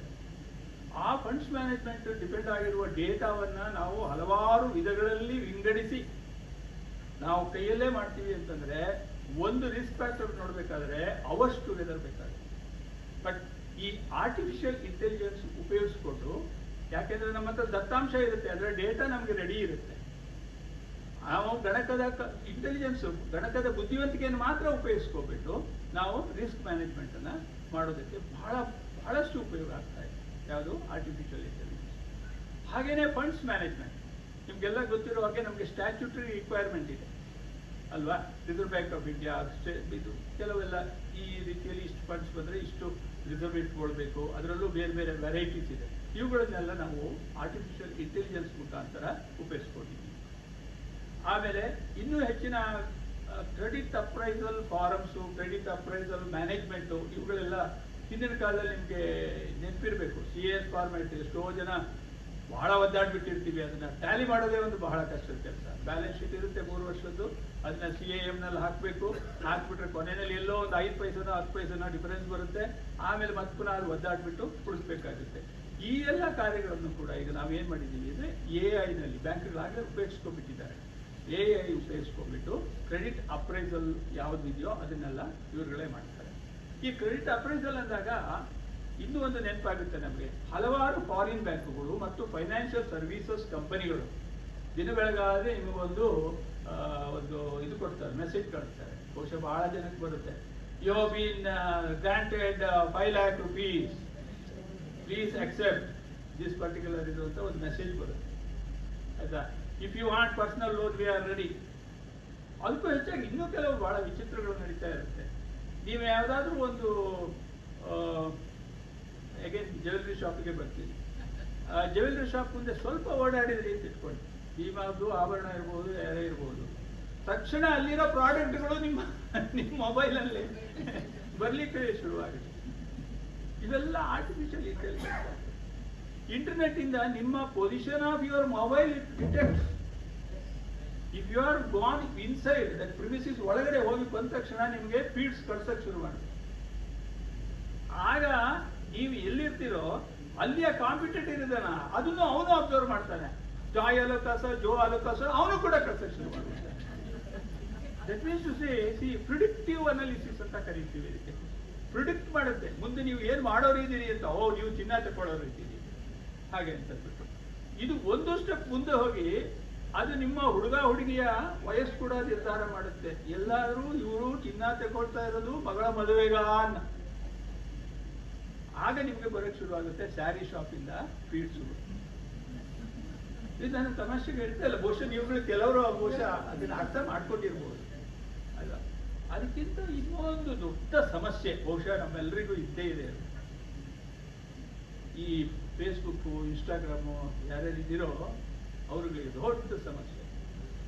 ಎಲ್ಲೋ ಅಪ್ಪಿತಪ್ಪಿ ಯಾವುದೋ ಒಂದು ಪರ್ಟಿಕ್ಯುಲರ್ ಫೀಡ್ ಅನ್ನ ಒಂದು ದಿನ ನೋಡಿರ್ತೀರ, ಮಾರನೇ ದಿನದಿಂದ ಅದೇ ಫೀಡ್ಗಳು ನೀವು ಎಷ್ಟೇ ಅದನ್ನ ಡಿಲೀಟ್ ಮಾಡಬೇಕು ಅಂದ್ರೂ ಆಗೋದಿಲ್ಲ, ಅಷ್ಟೊಂದು ಫೀಡ್ಗಳು ಬರೋಕ್ಕೆ ಶುರುವಾಗುತ್ತೆ. ಎಷ್ಟು ಅಂತ ಬ್ಲಾಕ್ ಮಾಡ್ತೀರಾ? ಇವೆಲ್ಲ ಆಗ್ತಾ ಇರೋದು ಯಾವ್ದ್ರಿಂದ ಅಂದ್ರೆ ಆರ್ಟಿಫಿಷಿಯಲ್ ಇಂಟೆಲಿಜೆನ್ಸ್. ಓಕೆ, ಈಗ ಬ್ಯಾಂಕ್ನಲ್ಲಿ ನಾನೊಂದು 2-3 ವಿಚಾರ ಹೇಳಿದೆ. ಒಂದು funds management, risk management, credit appraisal system, ಇವುಗಳೆಲ್ಲ ಕಂಡುಹಿಡಿಯಲಿಕ್ಕೆ ಅನುಕೂಲ ಆಗ್ತದೆ ಅಂತ ಹೇಳಿದೆ. ಇನ್ನೂ ಒಂದು ಕೆಲವಾರು ನಮಗೆ ಅನುಕೂಲಗಳಿದ್ದಾವೆ. ಈ ಕ್ರೆಡಿಟ್ ನಿಮಗೆ ಫ್ರೀ ಸ್ಯಾಂಕ್ಷನ್ಸ್ ಕೊಡ್ತಾರಲ್ಲ, ಅವ್ರು ಎಲ್ಲಿಂದ ಕೊಡ್ತಾರೆ ಅಂತ ನಾನು ಹೇಳಿಲ್ಲ. ಅವ್ರು ಕೊಡೋದು ಎಲ್ಲಿಂದ ಗೊತ್ತಾ? ನಿಮ್ಮ ಸಿಬಿಲ್ ಸ್ಕೋರ್ ನೋಡ್ತಾರೆ. ನಿಮ್ಮ ಸಿಬಿಲ್ ಸ್ಕೋರ್ ಅವರಿಗೆ ಹ್ಯಾಕ್ ಸಿಕ್ಕುತ್ತೆ ಅನ್ನೋದು ನನಗೂ ಒಂದೊಂದ್ಸಾರಿ ಅರ್ಥ ಆಗೋದಿಲ್ಲ. ಒಂದೊಂದ್ಸಾರಿ ಎಲ್ಲಿಂದ ತಗೊಳ್ತಾರೆ ಅಂತ. ನಮ್ಮ ಸಿಬಿಲ್ ಸ್ಕೋರ್ ಯಾವುದೋ ಒಂದು ರೀತಿ ಸೋರಿಕೆ, ಅದಕ್ಕೆ ಏನ್ ಹೇಳ್ತೀವಿ, ಡೇಟಾ ಸೋರಿಕೆ, ದತ್ತಾಂಶ ಸೋರಿಕೆ ಆಗಿರುತ್ತೆ. ಎಲ್ಲೋ ಒಂದ್ ಕಡೆ ಲೀಕ್ ಆಗಿರುತ್ತೆ ದತ್ತಾಂಶ. ಅದನ್ನ ಯಾರೋ ಇನ್ನೊಬ್ಬ ಪರ್ಚೇಸು ಮಾಡಿರ್ಬೋದು, ನಮ್ಗೆ ಗೊತ್ತಿಲ್ಲ. ಅದ್ರ ಮುಖಾಂತರ ನಿಮ್ ಸಿಬಿಲ್ ಸ್ಕೋರ್ 85 ಇದೆ ಒಂದು, ಇವನಿಗೆ ಎಲ್ಲ ನಾವು ಎಲ್ಲರೂ ಕೊಟ್ಟು ಏನ್ ಬಿದ್ರು ನಮ್ಮ ಪ್ರಾಡಕ್ಟ್ಸ್ ಎಲ್ಲ ಕೊಟ್ಬಿಡೋಣ ಅಂತಂದ್ಬಿಟ್ಟು ಈ ತರ ಫ್ರೀ ಸ್ಯಾಂಕ್ಷನ್ಸ್ಗಳು ಬರ್ತಾರೆ. ಅದು ಒಂದು. ಆಮೇಲೆ ಎರಡನೇದು, ನಿಮ್ಮ ಕ್ರೆಡಿಟ್ ಕಾರ್ಡ್ನಲ್ಲಿ ನೀವು ಮಾಡುವಂತಹ ವ್ಯವಹಾರಗಳು ಅಥವಾ ನೀವು ಬುಕ್ ಮಾಡುವಂತಹ ಟಿಕೆಟ್ ಬುಕ್ ಮಾಡ್ತಿರಲ್ಲ ಬೇರೆ ಬೇರೆ ಅಮೆರಿಕಕ್ಕೆ, ಯುರೋಪ್ಗೋ, ಇದನ್ನು ಕೂಡ ನೋಡ್ಕೊಂಡ್ಬಿಟ್ಟು ನಿಮ್ಮ ಪೊಸಿಷನ್ ಅವರಿಗೆ ಗ್ರೇಡೇಷನ್ ಮಾಡ್ಕೊತಾರೆ. ಇವರ appellate class, middle class, ordinary class, ಈ ತರ ಮಾಡ್ಕೊಂಡ್ಬಿಟ್ಟು ಅಲ್ಲಿಂದ ನಿಮಗೆ ಫೀಡು. ಇದೆಲ್ಲ ಬರೋದು ಯಾವುದರಿಂದ ಅಂತಂದ್ರೆ, ನಾವು ಒಂದು ವಿಮಾನದ ಟಿಕೆಟ್ ತಗೊಂಡ್ರು ಕೂಡ ಅಲ್ಲಿ ನಾವು ಹೇಗೂ ಐಡೆಂಟಿಟಿ ಕೊಡಲೇಬೇಕು ಅಲ್ವಾ? ನಮ್ಮ ಐಡೆಂಟಿಟಿ ಇರುತ್ತೆ, ಅಡ್ರೆಸ್ ಇರುತ್ತೆ, ಡೇಟ್ ಆಫ್ ಬರ್ತ್ ಇರುತ್ತೆ, ಬೇರೆ ಎಲ್ಲ ಇರುತ್ತೆ. ಅದು ಹೇಗೋ ಸೋರಿಕೆ ಆಗ್ಬಿಟ್ಟಿದೆ. ಆ ಸೋರಿಕೆ ಆದ ತಕ್ಷಣ ಆಯ್ತು. ಉದಾಹರಣೆಗೆ ಮೊನ್ನೆ ನಾನು ಜೀವಂತ ಎಕ್ಸಾಂಪಲ್ ಇದು, ಮೊನ್ನೆ ತಾನೆ ಲಾಸ್ಟ್ 1 ವೀಕ್ ಬ್ಯಾಕ್ ನಾನು ನಮ್ಮ ಮಿಸ್ಸಸ್ ಎಲ್ಲ ಫ್ರೆಂಡ್ಸ್ ಜೊತೆಗೆ ಭೂತಾನಕ್ಕೆ ಹೋಗಿದ್ದೆ. ಭೂತಾನಕ್ಕೆ ನಾನು ಹೋಗಿ ಇಳಿಯೋದ್ರೊಳಗಡೆನೆ ನನಗೆ ಒಂದಿಷ್ಟು ಹಿಡ್ಸ್ ಬಂದಿದೆ. ಇಂಥ ಕಡೆ ಇಂಥ ಹೋಟೆಲ್ ನಾವೆಲ್ಲ ಅರೇಂಜ್ ಮಾಡ್ಕೊಂಡೇ ಹೋಗಿದ್ದು. ಆದ್ರೂ ಕೂಡ ಅವರ ಒಂದು ಕೆಪಾಸಿಟಿ ಏನಂದ್ರೆ, ಒಂದು ಪ್ರಯತ್ನ ಯಾವುದಕ್ಕೆ, ನಾವು ಒಂದು ಅಟ್ರಾಕ್ಷನ್ ಏನಂದ್ರೆ ವ್ಯವಹಾರ ನಾವು ಅವರಿಂದ ಪಡ್ಕೋಬಹುದೇ ಅನ್ನೋ ಒಂದು ಇದಕ್ಕೋಸ್ಕರ ನಮಗೆ ಇವುಗಳು ಬರಕ್ಕೆ ಶುರು ಆಗುತ್ತೆ. You can shop here, you can stay here, this is one of the best point you have to see, ಇವೆಲ್ಲ ಬಂದ್ಬಿಡುತ್ತೆ. ಸೊ ಇದರಲ್ಲಿ ಎಷ್ಟು ಅನುಕೂಲಗಳಿದೆಯೋ ಅಷ್ಟೇ ಅನಾನುಕೂಲಗಳು ಇದೆ. ಇದನ್ನು ಮತ್ತೆ ಹೇಳ್ಕೊಂಡು ಹೋಗ್ತೀನಿ. ಈಗ ನಮಗೆ ಬ್ಯಾಂಕಿಂಗ್ನಲ್ಲಿ ಇನ್ನೂ ಕೆಲವು ಅನುಕೂಲ ಅಂತಂದ್ರೆ, ನೀವು ಬಹುಶಃ ನಾಳೆ ಬೆಳಗ್ಗೆ ಎಲ್ಲರ ಅಕೌಂಟಿಗೂ ಇದು ಬರುತ್ತೆ, ಪೆನ್ಷನ್ ಬರುತ್ತೆ. 27ನೇ ತಾರೀಕು ಬೆಳಗ್ಗೆ ಎಲ್ಲರ ಅಕೌಂಟಿಗೂ ಪೆನ್ಷನ್. ಎಷ್ಟು ಜನ ಇದ್ರು ಕೂಡ ಅಷ್ಟು ಜನಕ್ಕೆ ಬಂದ್ಬಿಡುತ್ತೆ. ಇದು ನಾವು ಕಲ್ಪನೆ ಕೂಡ ಮಾಡ್ಲಿಕ್ಕೆ ಆಗ್ತಾ ಇರಲಿಲ್ಲ. ಕೆಲವು ಬಹುಶಃ ಒಂದು 15 ವರ್ಷದ ಹಿಂದೆ ನಾವು ಕಲ್ಪನೆ ಕೂಡ ಮಾಡೋಕ್ಕಾಗ್ತಿರ್ಲಿಲ್ಲ. ನಮಗೆಲ್ಲ ನೆನಪಿದೆ, ಮೈಸೂರು ಬ್ಯಾಂಕ್ನಲ್ಲಿ ಏನ್ ಮಾಡೋರು ಅಂದ್ರೆ, ಇಡೀ ಬ್ಯಾಂಕಿಗೆ ಹೆಡ್ ಆಫೀಸ್ಗೆ ವರ್ಕ್ ಮಾಡೋರಿಗೆ ಒಂದಿನ ಮೊದಲೇ ಕೊಟ್ಬಿಡೋದು, ಇಲ್ಲ ಬಹಳ ರಶ್ ಆಗುತ್ತೆ, ತೊಂದರೆ ಆಗುತ್ತೆ ಅಂತ. ಈ ತರ ಇವಾಗ ಎಷ್ಟು ಜನಕ್ಕಾದ್ರೂ ಒಂದೇ ತರ. ಅದೆಲ್ಲಕ್ಕೂ ಬೆಸ್ಟ್ ಎಕ್ಸಾಂಪಲ್ ಅಂತಂದ್ರೆ, ಈ ಜನ್ಧನ್ ಯೋಜನೆ ಮುಖಾಂತರ ಮಾಡಿದ್ರಲ್ಲ, ಅಕೌಂಟ್ಗಳನ್ನು ಓಪನ್ ಮಾಡಿದ್ರಲ್ಲ, ಕೋಟ್ಯಾಂತರ ಅಕೌಂಟ್, 45 ಕೋಟಿ ಅಕೌಂಟ್ಗಳನ್ನ ಓಪನ್ ಮಾಡಿದ್ದಾರೆ ಅಂತಂದ್ರೆ ಇಂಡಿಯಾದಲ್ಲಿ ಎಷ್ಟೊಂದು ಕಷ್ಟ ಆಗಿರ್ಬೇಡ. ಅಫ್ಕೋರ್ಸ್ SBI ಬೇಕಾದಷ್ಟು ಸಮಸ್ಯೆಗಳನ್ನು ಕೂಡ ಇದರಲ್ಲಿ ಹೊಂದಿತ್ತು. SBM ನಾವೆಲ್ಲರೂ ಬಹಳಷ್ಟು ಸಮಸ್ಯೆಗಳನ್ನು ಹೊಂದಿದ್ವಿ. ಆದ್ರೆ ಇವತ್ತು ಅಷ್ಟೇ ಅನುಕೂಲಗಳಾಗಿದೆ. ಆ ರೈತರಿಗೆಲ್ಲ ಹಣ ಕೊಡ್ತಾರಲ್ಲ 2,000 ವರ್ಷಕ್ಕೆ 4,000 3,000 ಕೊಡ್ತಾರೆ. ಅದಿಷ್ಟು ಕೂಡ ಒಂದು ಕ್ಲಿಕ್ ಬಟನ್ ಒತ್ತೋದ್ರಿಂದ ಒಂದೇ ಸಾರಿಗೆ ಅಷ್ಟು ಕೋಟಿ ಜನಗಳ ರೈತರಿಗೆ ಅಕೌಂಟು ಜಮಾ ಆಗಿದೆ. ಇವೆಲ್ಲ ಹೇಗಾಗ್ತಂದ್ರೆ ಡೇಟಾ ಅನಾಲಿಟಿಕ್ಸ್ ಅಂತ ಕರಿತೀವಿ. ಆ ದತ್ತಾಂಶವನ್ನ ಅನಲೈಸ್ ಮಾಡಿ ಅದನ್ನೆಲ್ಲ ಕ್ರೋಢೀಕರಿಸಿ ಅದನ್ನೆಲ್ಲ ಒಂದು ಸ್ಟ್ರೀಮ್ ಲೈನ್ ಮಾಡಿ ಒಂದ್ಸಾರಿ ಚೆಕ್ ಅಂತ ಕೊಟ್ಬಿಟ್ರೆ ಅದು ಕೂಡ can you imagine within seconds it is in your account. ಇವೆಲ್ಲ ಅನುಕೂಲಗಳು. ಆಮೇಲೆ ಇನ್ನೊಂದು ಆಗ್ಲೇ ನಾನು ಮಾತಾಡ್ತಾ ಹೇಳಿದೆ, ಚಾಟ್ ಬೋಟ್ಸ್ಗಳನ್ನ ಹೇಳಿದ್ನಲ್ಲ SIA ಉಪಯೋಗಿಸ್ಕೊಂಡಿದ್ದಾರೆ ಸ್ಟೇಟ್ ಬ್ಯಾಂಕ್ ಆಫ್ ಇಂಡಿಯಾದವರು. ಹಾಗೆ ಬೇರೆ ಬೇರೆ ಬ್ಯಾಂಕ್ಗಳು ಬೇರೆ ಬೇರೆ ಥರದಲ್ಲಿ ಉಪಯೋಗಿಸ್ಕೊಂಡಿದ್ದಾರೆ. ಅದರಲ್ಲಿ ಬಹುಶಃ ನಮ್ಮ ಶೇರ್ ಮಾರ್ಕೆಟ್ ಉಪಯೋಗಿಸ್ಕೊಂಡಿದ್ದಾರೆ, SBI ಕ್ಯಾಪಿಟಲ್ ಉಪಯೋಗಿಸ್ಕೊಂಡಿದ್ದಾರೆ, ಆಮೇಲೆ SBI ಕ್ರೆಡಿಟ್ ಕಾರ್ಡ್ ಉಪಯೋಗಿಸ್ಕೊಂಡಿದ್ದಾರೆ. ಸೊ ಅವರುಗಳು ಎಲ್ಲ ನಮಗೆ ಇಮಿಡಿಯೇಟ್ ಆಗಿ ಇನ್ಫಾರ್ಮೇಶನ್ಸ್ ಕೊಡ್ತಾರೆ, ಕ್ಲೂ ಕೊಡ್ತಾರೆ, ಆಮೇಲೆ ಅಡ್ವೈಸರ್ಸ್ ಕೊಡ್ತಾರೆ. ಇವುಗಳೆಲ್ಲ ಸಾಧ್ಯ ಆಗಿರೋದು AI. ಆದರೂ ಕೂಡ ಇಷ್ಟವರೆಗೆ ಆಗಿರೋ ಪರ್ಸೆಂಟೇಜ್ ಎಷ್ಟಪ್ಪ ಅಂತಂದ್ರೆ, ಈಗ ನಾನು ಎಷ್ಟು ಮಾತಾಡಿದ್ನೋ ಅದು ಸುಮಾರು 40% ಮಾತ್ರ AI ಆಗಿದೆ. ಆರ್ಟಿಫಿಷಿಯಲ್ ಇಂಟೆಲಿಜೆನ್ಸ್, ಕೃತಕ ಬುದ್ಧಿಮತ್ತೆ ಉಪಯೋಗಿಸ್ಕೊಂಡು ಅದರಲ್ಲೂ ನಾವು ಲಿಮಿಟೆಡ್ ಟು ದತ್ತಾಂಶ ಡೇಟಾ ಅನಾಲಿಸಿಸು ಮತ್ತು artificial intelligence to the certain extent. But ಮುಂದೆ ಹೋಗಬೇಕಾಗಿರೋದು ನಾವು ಎಲ್ಲಿಗೆ ಅಂತಂದ್ರೆ ಪ್ರಿಡಿಕ್ಟಿವ್ ಅನಾಲಿಸಿಸ್ ಒಂದು, ಆಮೇಲೆ futuristic, what is the expectation of the future this particular concept ಅನ್ನೋದನ್ನ ಹೋಗ್ಬೇಕಾಗಿದೆ. ಈಗ ಕೆಲವು ಪ್ರಾಬ್ಲಮ್ಗಳನ್ನು ಕೂಡ ನೋಡ್ತಾ ಹೋಗೋಣ. ಇದಿಷ್ಟು ನಾನು ಅವಕಾಶಗಳ ಬಗ್ಗೆ ಹೇಳಿದೆ, ಇನ್ನೂ ಕೆಲವು ಬರುತ್ತೆ, ನೆನಪಾದಾಗ ಹೇಳ್ತೀನಿ. ಬಟ್ ಅನಾನುಕೂಲಗಳು ಏನು ಅಂತಂದ್ರೆ, ಮೇಜರ್ ಅನಾನುಕೂಲ ಸೆಕ್ಯೂರಿಟಿ ಥ್ರೆಟ್. ಸೈಬರ್ ಕ್ರೈಮರ್ಸ್ ತುಂಬಾ ಜನ ಇದ್ದಾರೆ. ಬಹುಶಃ ನೀವುಗಳು ಆಗಾಗ ನಿಮ್ಗಳು ಬರ್ಬೋದು, ಮೆಸೇಜ್ ಬರ್ತವೆ, KYC ನಿಮ್ದು ಓಲ್ಡ್ ಆಗಿದೆ, ಅಪ್ಡೇಟ್ ಮಾಡಬೇಕು, ಪ್ಲೀಸ್ ಕ್ಲಿಕ್ ದಿಸ್ ಲಿಂಕ್. ಖಂಡಿತ ಮಾಡ್ಲಿಕ್ಕೆ ಹೋಗ್ಬೇಡಿ. ಬಹುಶಃ ಈ ಮೆಸೇಜಸ್ ಬಹಳ ಜನ ನೀವು ರಿಸೀವ್ ಮಾಡ್ತಾ ಇರ್ಬೋದು. ಓಕೆ, ಇಲ್ಲ ಅಂದ್ರೆ ಇನ್ನೊಂದು ಹೇಳ್ತಾರೆ, ನಿಮಗೊಂದು ಪ್ರೈಸ್ ಮನಿ ಬಂದಿದೆ, ಎಷ್ಟು $1-2 ಅಲ್ಲ, 1 ಕೋಟಿ 10 ಕೋಟಿ, ಇಲ್ಲ ಅಂದ್ರೆ ಡಾಲರ್ನಲ್ಲಿ $5 ಕೋಟಿ. ಏನು ಇಲ್ಲೇ ಇಲ್ಲ, ಯಾಕಂದ್ರೆ ಹೇಗಾದರೂ ನಿಮ್ಮನ್ನ ಫಿಕ್ಸ್ ಹಾಕ್ಬೇಕು. ಕ್ರೈಮ್ ಇವರಿದ್ದಾರಲ್ಲ, ಸೈಬರ್ ಕ್ರೈಮ್ಗಳಿಗೆ ನಿಮ್ದು ಯಾವ್ದಾದ್ರು ಒಂದು ಎಳೆ ಸಿಕ್ಕಿದ್ರು ಸಾಕು, ಆ ಎಳೆಯಿಂದ ನಿಮ್ಮನ್ನ ಜೇಡರ ಬಲೆ ತರ ಹೀಗೆ ಕಟ್ಟಿ ಕಟ್ಟಿ ಕಟ್ಟಿ ಕಟ್ಟಿ ನಿಮ್ಮನ್ನ ಮಧ್ಯ ಕೂರಿಸ್ಬಿಡ್ತಾರೆ. ನಿಮ್ಗೆ ಆಚೆ ಈಚೆ ಹೋಗ್ಲಿಕ್ಕೆ ಸಾಧ್ಯ ಆಗುತ್ತೆ. ಎಷ್ಟೋ ಜನ ಈ ಸೈಬರ್ ಕ್ರೈಮ್ ಅಟ್ಯಾಕ್ ಸಿಕ್ಕಾಕೊಂಡು ಮನೆ ಮಠ ಕಳ್ಕೊಂಡವ್ರನ್ನು ನಾವು ನೋಡಿದ್ದೀವಿ. ಎಷ್ಟೋ ಹಣವನ್ನ ಕಳ್ಕೊಂಡವ್ರನ್ನು ಕೂಡ ನಾವು ನೋಡಿದ್ದೀವಿ. ಇದೆಲ್ಲ ಆರ್ಟಿಫಿಷಿಯಲ್ ಇಂಟೆಲಿಜೆನ್ಸ್ನ ಇನ್ನೊಂದು ಮುಖ. ನಾನು ಹೇಳಿದಾಗೆ ಅದು ಸೋರಿಕೆ. ಎಲ್ಲೋ ಒಂದ್ ಕಡೆ ನಮ್ಮ ಒಂದು ದತ್ತಾಂಶದ ಸೋರಿಕೆಯಿಂದಾಗಿ ನಮಗೆ ಈ ತರಿಯ ಒಂದು ತಟ್ಟುಗಳು ಬರೋದಕ್ಕೆ ಸಾಧ್ಯ ಆಗುತ್ತೆ. ಒಂದು ಸಣ್ಣ ಎಕ್ಸಾಂಪಲ್ ಹೇಳ್ತೀನಿ, ನಾನೇ ಅನುಭವಿಸಿರೋದು. ನಮ್ಮ ಮಗಳದ್ದೊಂದು ಮನೆ ಇಲ್ಲೇ ಒಂದು ಯಲಹಂಕದಲ್ಲಿ ಇತ್ತು. ಬಹಳ ದಿನ ಬಾಡಿಗೆಗೆ ಯಾರು ಬಂದಿರಲಿಲ್ಲ. ಅವಳು ಅಡ್ವರ್ಟೈಸ್ಮೆಂಟ್ ಕೊಟ್ಟಿದ್ರು, ಯಾವುದೋ ಒಂದು 99 acres ಯಾರಿಗೂ ಅಡ್ವರ್ಟೈಸ್ಮೆಂಟ್ ಕೊಟ್ಟಿದ್ರು. ಅದು ಯಾರೋ ಒಬ್ಬ ಬೃಹಸ್ಪತಿ, ನಾನು ಮಿಲಿಟರಿನಲ್ಲಿರೋದು ಅಂತಂದ್ಬಿಟ್ಟು ಒಂದಿನ ಫೋನ್ ಮಾಡಿದೆ. ಬೆಳಿಗ್ಗೆ ಫೋನ್ ಮಾಡಿ, ಮಿಲಿಟರಿನಲ್ಲಿ ಇದ್ದೀನಿ ನಾನು, ಬಹಳ ಅರ್ಜೆಂಟು, ನನ್ನ ಹೆಂಡತಿ ಆಗಲೇ ಬೆಂಗಳೂರಲ್ಲಿ ಇದರಲ್ಲಿ ಏರ್ಪೋರ್ಟಲ್ಲಿ ಇಲ್ಲ ರೈಲ್ವೆ ಸ್ಟೇಷನ್ ಲ್ಯಾಂಡ್ ಆಗಿದ್ದಾಳೆ, ಇವತ್ತೇ ನನಗೆ ಮನೆ ಬೇಕು. ನಾನು ಖಾಲಿ ಇತ್ತಲ್ಲ, ಸರಿ ನಾವು ಬಹಳ ಖುಷಿಯಿಂದ ಕೊಡೋಣ ಅಂತಂದ್ಬಿಟ್ಟು, ಇಲ್ಲಿ ನಮ್ಮ ಇವರಿದ್ದಾರೆ, ಮಿಲಿಟರಿ ಅಧಿಕಾರಿ ಇದ್ದಾರೆ, ಅವ್ರ ಹತ್ರ ಮಾತಾಡ್ತೀನಿ ಅಂತಂದೆ. ಯಾಕಪ್ಪ ಅಂತಂದ್ರೆ, ಇಲ್ಲ ಅವರು ಕೆಲವು ಫಾರ್ಮಾಲಿಟಿ ಇದೆ, ಅದು ಕಂಪ್ಲೀಟ್ ಮಾಡಬೇಕು ಅಂತ.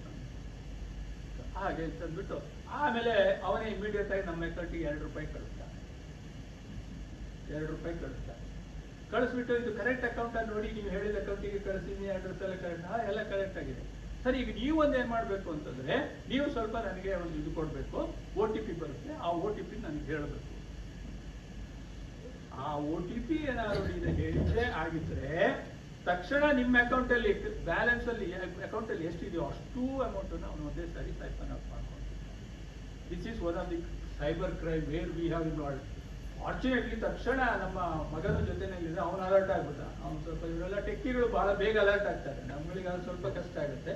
ಸೊ ಅವ್ರು ಇಲ್ಲ OTP ಮಾತ್ರ ಯಾರಿಗೂ ಯಾವಾಗಲೂ ಕೊಡಬೇಡಿ ಅಂತ ಎಲ್ರಿಗೂ ಅದೇ ನಾನು ರಿಕ್ವೆಸ್ಟ್. OTP ಮಾತ್ರ ಯಾವಾಗಲೂ ಯಾರಿಗೂ ಯಾತಕ್ಕೂ ಕೊಡಕ್ಕೆ ಹೋಗ್ಬೇಡಿ. ಆಮೇಲೆ ಕ್ಲಿಕ್ ಮಾಡೋದಕ್ಕೂ ಕೂಡ ಯಾವುದು ಹೋಗ್ಬೇಡಿ. ಇವೆಲ್ಲ ಸೈಬರ್ ಕ್ರೈಮ್ ಟ್ರಿಕ್ಸ್. ಯಾವಾಗ ಸಿಕ್ಕಾಕೋತೀವಿ ಅಂತ ನಮ್ಗೆ ಗೊತ್ತೇ ಆಗೋದಿಲ್ಲ. ಆಮೇಲೆ ಎಷ್ಟೋ ಸಾರಿ ನಮಗೆ AI ನಾನು ಹೇಳಿದೆ ಇಷ್ಟೆಲ್ಲ ಅನುಕೂಲ ಇದೆ, ಇಷ್ಟೆಲ್ಲ ಇದಿದೆ ಅಂತ ಅಂದ್ಬಿಟ್ಟು. ಬಟ್ ಇದರಲ್ಲಿ AI ಇಂದ ಇನ್ನೊಂದು ಏನಾಗುತ್ತೆ ಅಂದ್ರೆ, ನಾವು ದತ್ತಾಂಶ ಸರಿಯಾಗಿ ಕೊಟ್ಟಿಲ್ಲ ಅಂತಂದ್ರೆ, ಡೇಟಾ ಫೀಡ್ ಮಾಡುವಾಗ ಅಥವಾ ಡೇಟಾನ ನಾವು ಇದಕ್ಕೆ ಗಣಕಕ್ಕೆ ಕೊಡುವಾಗ ಮಿಸ್ಟೇಕ್ ಮಾಡಿದ್ದೀವಿ ಅಂತಂದ್ರೆ ಅದರಲ್ಲೂ ಕೆಲವು ತೊಂದರೆಗಳಾಗುವಂತ ಸಾಧ್ಯತೆ. ಇದು ಅನಾನುಕೂಲಗಳು ನಾನು ಹೇಳ್ತಾ ಇರೋದು. ಆಮೇಲೆ ನಾನು ಹೇಳಿದಾಗೆ 40% ಇವಾಗಲೇ ಉಪಯೋಗಿಸಿದ್ದಾರೆ. ಬ್ಯಾಂಕುಗಳಲ್ಲಿ ಇನ್ನಷ್ಟು ಆಪರ್ಚುನಿಟಿ ಇದೆ. ಅದಕ್ಕೊಂದು ಸಣ್ಣ ಎಕ್ಸಾಂಪಲ್ ಆಮೇಲೆ ಕೊಡ್ತೀನಿ, ಹಾಗೆ ನಾವು ಇನ್ನಷ್ಟು ಉಪಯೋಗಿಸ್ಕೊಳ್ಬಹುದು. ಇಡೀ ಬ್ಯಾಂಕಿಂಗ್ ವ್ಯವಸ್ಥೆನೇ ಮರುರೂಪಿಸಲಿಕ್ಕೆ ಅಥವಾ ರೀಸ್ಟ್ರಕ್ಚರ್ ಮಾಡೋದಕ್ಕೆ ಕೂಡ ನಮ್ಮಲ್ಲಿ ಅಷ್ಟೊಂದು ಅನುಕೂಲಗಳು AI-ನಲ್ಲಿದೆ. ಬಟ್ ಧೈರ್ಯವಾಗಿ ಯಾರೂ ಅಷ್ಟು ಮಾಡ್ಲಿಕ್ಕೆ ಆಗುದಿಲ್ಲ. ಯಾಕೆಂತಂದ್ರೆ ಇನ್ನೂ ಕೂಡ ಇದು ಟೆಸ್ಟ್ ಆಗುತ್ತೆ. ಬಹಳಷ್ಟು ಇದ್ರ ಬಗ್ಗೆ ಒಂದು ಇನ್ವೆಸ್ಟಿಗೇಷನ್ ಕೂಡ ಆಗುತ್ತೆ. ಆಮೇಲೆ ಅಕ್ಯುರಸಿನ ನಾವು ಪ್ರೂವ್ ಮಾಡ್ಕೋಬೇಕು. ಆದ್ರಿಂದ ಅಷ್ಟು ಫಾಸ್ಟ್ ಆಗಿ ಎಲ್ಲಾ ಕಡೆನೂ ಇದನ್ನ ಅಪ್ಲೈ ಮಾಡಲಿಕ್ಕೆ ಆಗುತ್ತಿಲ್ಲ. ಆಯ್ತು. ಆಮೇಲೆ ನಾವು ಏನ್ ಮಾಡ್ತೀವಿ, ಎಲ್ಲಾ ಬ್ಯಾಂಕುಗಳು ಅಷ್ಟೇ ದತ್ತಾಂಶವನ್ನು ನಾವು ಬೇರೆಯವರಿಗೆ ಒಂದೊಂದ್ಸಾರಿ ಬೇರೆ ಕಾರಣಗಳಿಗಾಗಿ ಕೊಟ್ಟಿರ್ತೀವಿ, ನಮ್ಗೆ ಗೊತ್ತಿಲ್ವೇ. ಆಯ್ತಾ? ಯಾರಿಗೆ ಕೊಟ್ಟಿರ್ತೀರೋ ಅವರುಗಳಿಂದ, ಯಾಕೆಂದ್ರೆ ಹಲವಾರು ಏಜೆನ್ಸಿಗಳು ನಮ್ಮ ಈಗ ಡೇಟಾ ಬೇಸಿಸ್ ಮೇಲೆ ವರ್ಕ್ ಮಾಡ್ತಾ ಇರ್ತಾರೆ. ನಮ್ಮ ಏಜೆನ್ಸಿಗಳು ನಾವೇ ಕೊಟ್ಟಿರ್ತೀವಿ, ಅವರಿಗೆ ಅಗ್ರಿಮೆಂಟ್ ಎಲ್ಲ ಸೈನ್ ಮಾಡಿರ್ತೀವಿ. ಆದ್ರೆ ಆ ಡೇಟಾ ಸೋರಿಕೆ ಆಗೋಲ್ಲ ಅನ್ನೋದಕ್ಕೆ ಏನು ಗ್ಯಾರಂಟಿ ಏನಿದೆ? ಯಾವ ಗ್ಯಾರಂಟಿನೂ ಇಲ್ಲ. ಅದರಿಂದ ಇದು ಕೂಡ ತುಂಬಷ್ಟು ಮಾನಿಟರ್ ಮಾಡಬೇಕಾಗುತ್ತೆ, ರಿವ್ಯೂ ಮಾಡಬೇಕಾಗುತ್ತೆ. ಇದು ಒಂದು AI-ನಲ್ಲಿ ನಮಗೆ ಬರುವಂತಹ ಒಂದು ಬಹಳಷ್ಟು ದೊಡ್ಡ ಪ್ರಾಬ್ಲಮ್. ಆಮೇಲೆ ಅದಾದ್ಮೇಲೆ ವ್ಯಾವಹಾರಿಕ ತೀರ್ಮಾನಗಳನ್ನು ತಗೊಳ್ಳುವಾಗ ನಾವು ಫುಲ್ಲಿ AI ಮೇಲೆ ಡಿಪೆಂಡ್ ಆಗೋದೇ ಇಲ್ಲ. ಕ್ರೆಡಿಟ್ ಲಿಮಿಟ್ ಇರ್ಬೋದು, ಯಾವುದೇ ಇರ್ಬೋದು, ಅದು ಹೇಳುತ್ತೆ, ಅಸೆಸ್ ಮಾಡುತ್ತೆ, ಹೇಳುತ್ತೆ ಇಷ್ಟು ಲಿಮಿಟ್ ಕೊಡ್ಬೋದು ಅಂತ ಹೇಳುತ್ತೆ. ಆದರೆ ಅದು ಸೂಕ್ತವೇ ಅಲ್ಲೋದನ್ನ ಮಾನಿಟರ್ ಮಾಡಲಿಕ್ಕೆ ನಾವು ಸ್ವತಃ ಮಾಡಲೇಬೇಕಾಗುತ್ತೆ. ಅದಕ್ಕೋಸ್ಕರ ಯಾವ ಬ್ಯಾಂಕ್ಗಳು ಅಷ್ಟು ಫಾಸ್ಟ್ ಆಗಿ ಹೋಗ್ತಾ ಇಲ್ಲ. Barring some financial institutions, NBFC ಅಂತ ಇವುಗಳು ಹೋಗ್ತಾ ಇದ್ದಾರೆ, ಕೆಲವು ಫಾರಿನ್ ಬ್ಯಾಂಕ್ಗಳು ಹೋಗ್ತಾ ಇದ್ದಾರೆ ಈ ಲೆವೆಲ್ಗೆ. ಅದರಿಂದ ನಾವಿನ್ನೂ ಕೂಡ ಕನ್ಸರ್ವೇಟಿವ್ ಅಪ್ರೋಚ್ ಇಟ್ಕೊಂಡಿದ್ದೀವಿ. SBI ಆಯಿತು, ಬೇರೆ ಯಾವುದೇ ಬ್ಯಾಂಕ್ ಆದರೂ ಕೂಡ. ಅದರಿಂದ ನಾವು ಅಷ್ಟು ಫಾಸ್ಟ್ ಆಗಿ only on the basis of computers ನಾವು ಡಿಸಿಷನ್ ತಗೊಳ್ಳೋದಿಲ್ಲ. ಇದು ಒಳ್ಳೆಯದೇ. ಆಯಿತು. ಆಮೇಲೆ ಇತ್ತೀಚೆಗೆ ಬಂದಿರೋದು UPI ಕೋಡ್. ಅದು ಕೂಡ ಡಿಜಿಟಲೈಸೇಷನ್ ಪ್ರಭಾವ. UPI ಕೋಡ್ ಅಲ್ಲಿ ನಾವು COVID-19 ಬಹಳ ಸಕ್ಸಸ್ಫುಲ್ ಆಗಿ ನಾವು ಫೈನಾನ್ಷಿಯಲ್ ರಿಸೋರ್ಸ್ ಅನ್ನ ಮ್ಯಾನೇಜ್ ಮಾಡ್ಕೊಂಡಿರೋದೇ UPI ಕೋಡ್ ನಿಂದ. ಯಾಕಂದ್ರೆ ಒಬ್ಬರಿಗೊಬ್ರು ಸ್ವತಃ ಕಾಂಟ್ಯಾಕ್ಟ್ ಬರೋವಾಗಿಲ್ಲ. ಬಟ್ UPI ಕೋಡ್ ನಿಂದ ನಾವು ಅದನ್ನು ಮ್ಯಾನೇಜ್ ಮಾಡಿದ್ವಿ. ಬಟ್ ಈಗ UPI ಕೂಡ ಏನಾಗಿದೆ ಅಂತಂದ್ರೆ ಪ್ರತಿಯೊಬ್ಬರು ಕೂಡ ಅಕೌಂಟ್ QR ಲಿಂಕ್ ಮಾಡ್ಕೊಂಡ್ಬಿಟ್ಟಿರ್ತಾರೆ. ಈ ಬಿಸ್ನೆಸ್ ಬಹಳ ಇಂಟ್ರೆಸ್ಟಿಂಗ್. ನಾನು ಅವತ್ತೊಂದು ದಿನ ಮಾರ್ಕೆಟ್ ಅಲ್ಲಿ ಒಂದು ಗೂಡ ಅಂಗಡಿ ಮುಂದೆ ನಿಂತ್ಕೊಂಡಿದ್ದೆ. ನಾನೇನೋ ಪರ್ಚೇಸ್ ಮಾಡೋಕ್ಕೋ ಎತ್ತಕ್ಕೂ ಅಲ್ಲೇ ನಿಂತ್ಕೊಂಡಿದ್ದೆ. ಒಬ್ಬ ಬಂದ, ಜೆಂಟ್ಲ್ಮ್ಯಾನ್, ಪಾಪ ಎಲ್ಲ ಸಿಗರೇಟ್ ತಗೊಂಡ ಮಾಡ್ದ. ಆಮೇಲೆ ಸಿಗರೇಟ್ ಅಲ್ಲ ಅವ್ನು ತಗೊಂಡು, ಸಿಗರೇಟ್ ಇತ್ತವಲ್ಲ, ಮ್ಯಾಚ್ ಬಾಕ್ಸ್ ತಗೊಂಡ. ಮ್ಯಾಚ್ ಬಾಕ್ಸಿಗೆ ₹1 ತಡ್ಕಾಡ್ದ. ಎಲ್ಲೂ ಇಲ್ಲ, ದುಡ್ಡಿಲ್ಲ. ಆಮೇಲೆ ಅಂಗಡಿಯವನಿಗೆ ಕೇಳ್ದ, ಹೇಗೆ ನಾನು ₹1 ಕೊಡಿ ಸ್ವಾಮಿ, ಅದಕ್ಕೇನಂತ ಇರ್ತದ, ಹಿಂಗೆ ತೆಗೆದ ಕೊಟ್ಟ, QR ಕೋಡ್ ಕೊಟ್ಟ. ಎಲ್ಲಿವರೆಗೆ ಬಂದಿದೆ ಅಂದ್ರೆ ಈವನ್ ₹1 ಕೂಡ ನಮ್ಮ ಯುವ ಜನಾಂಗ ಇವತ್ತು ಕೈಯಲ್ಲಿ ಇಟ್ಕೊಂಡು ಓಡಾಡೋದಿಲ್ಲ, ಅದರ ನೆಸಿಟಿನೂ ಇರೋದಿಲ್ಲ. ಪ್ರಪಂಚ ಪರ್ಯಟನೆ ಮಾಡ್ತಾರಂತೆ, ಏನೂ ಕಾಸಿಲ್ಲದೆ, ಮೊಬೈಲ್ ಒಂದಿದ್ರೆ ಸಾಕಂತೆ. ಇದು ನೋಡಿ ಹೇಗಿದೆ ಈಗಿನ ಕಾಲ. ಸೊ ₹1 ಕೂಡ QR ಕೋಡ್ ತೋರಿಸ್ದ. ಬಹಳ ಸಂತೋಷದಿಂದ ಇವನು ವ್ಯಕ್ತಿ, ಅಂಗಡಿಯವನು ಕೂಡ ಬಹಳ ಸಂತೋಷದಿಂದ. ಆಮೇಲೆ ಇದೊಂದು ಜೋಕ್ ಅಲ್ಲ, ಈಗ ಬಿಯರ್ ಕೆಲವು ಕಡೆ ಇರೋದು, ಭಿಕ್ಷುಕರು ಕೂಡ ಇವಾಗೆಲ್ಲ QR ಕೋಡ್ ದುಡ್ಡಿಲ್ಲ ಅಂತಂದ್ರೆ ಅವ್ರೇನು ಯೋಚನೆ ಮಾಡ, ಸಾರ್ ಅಂತ ಈಗ ತೋರಿಸ್ತಾರೆ.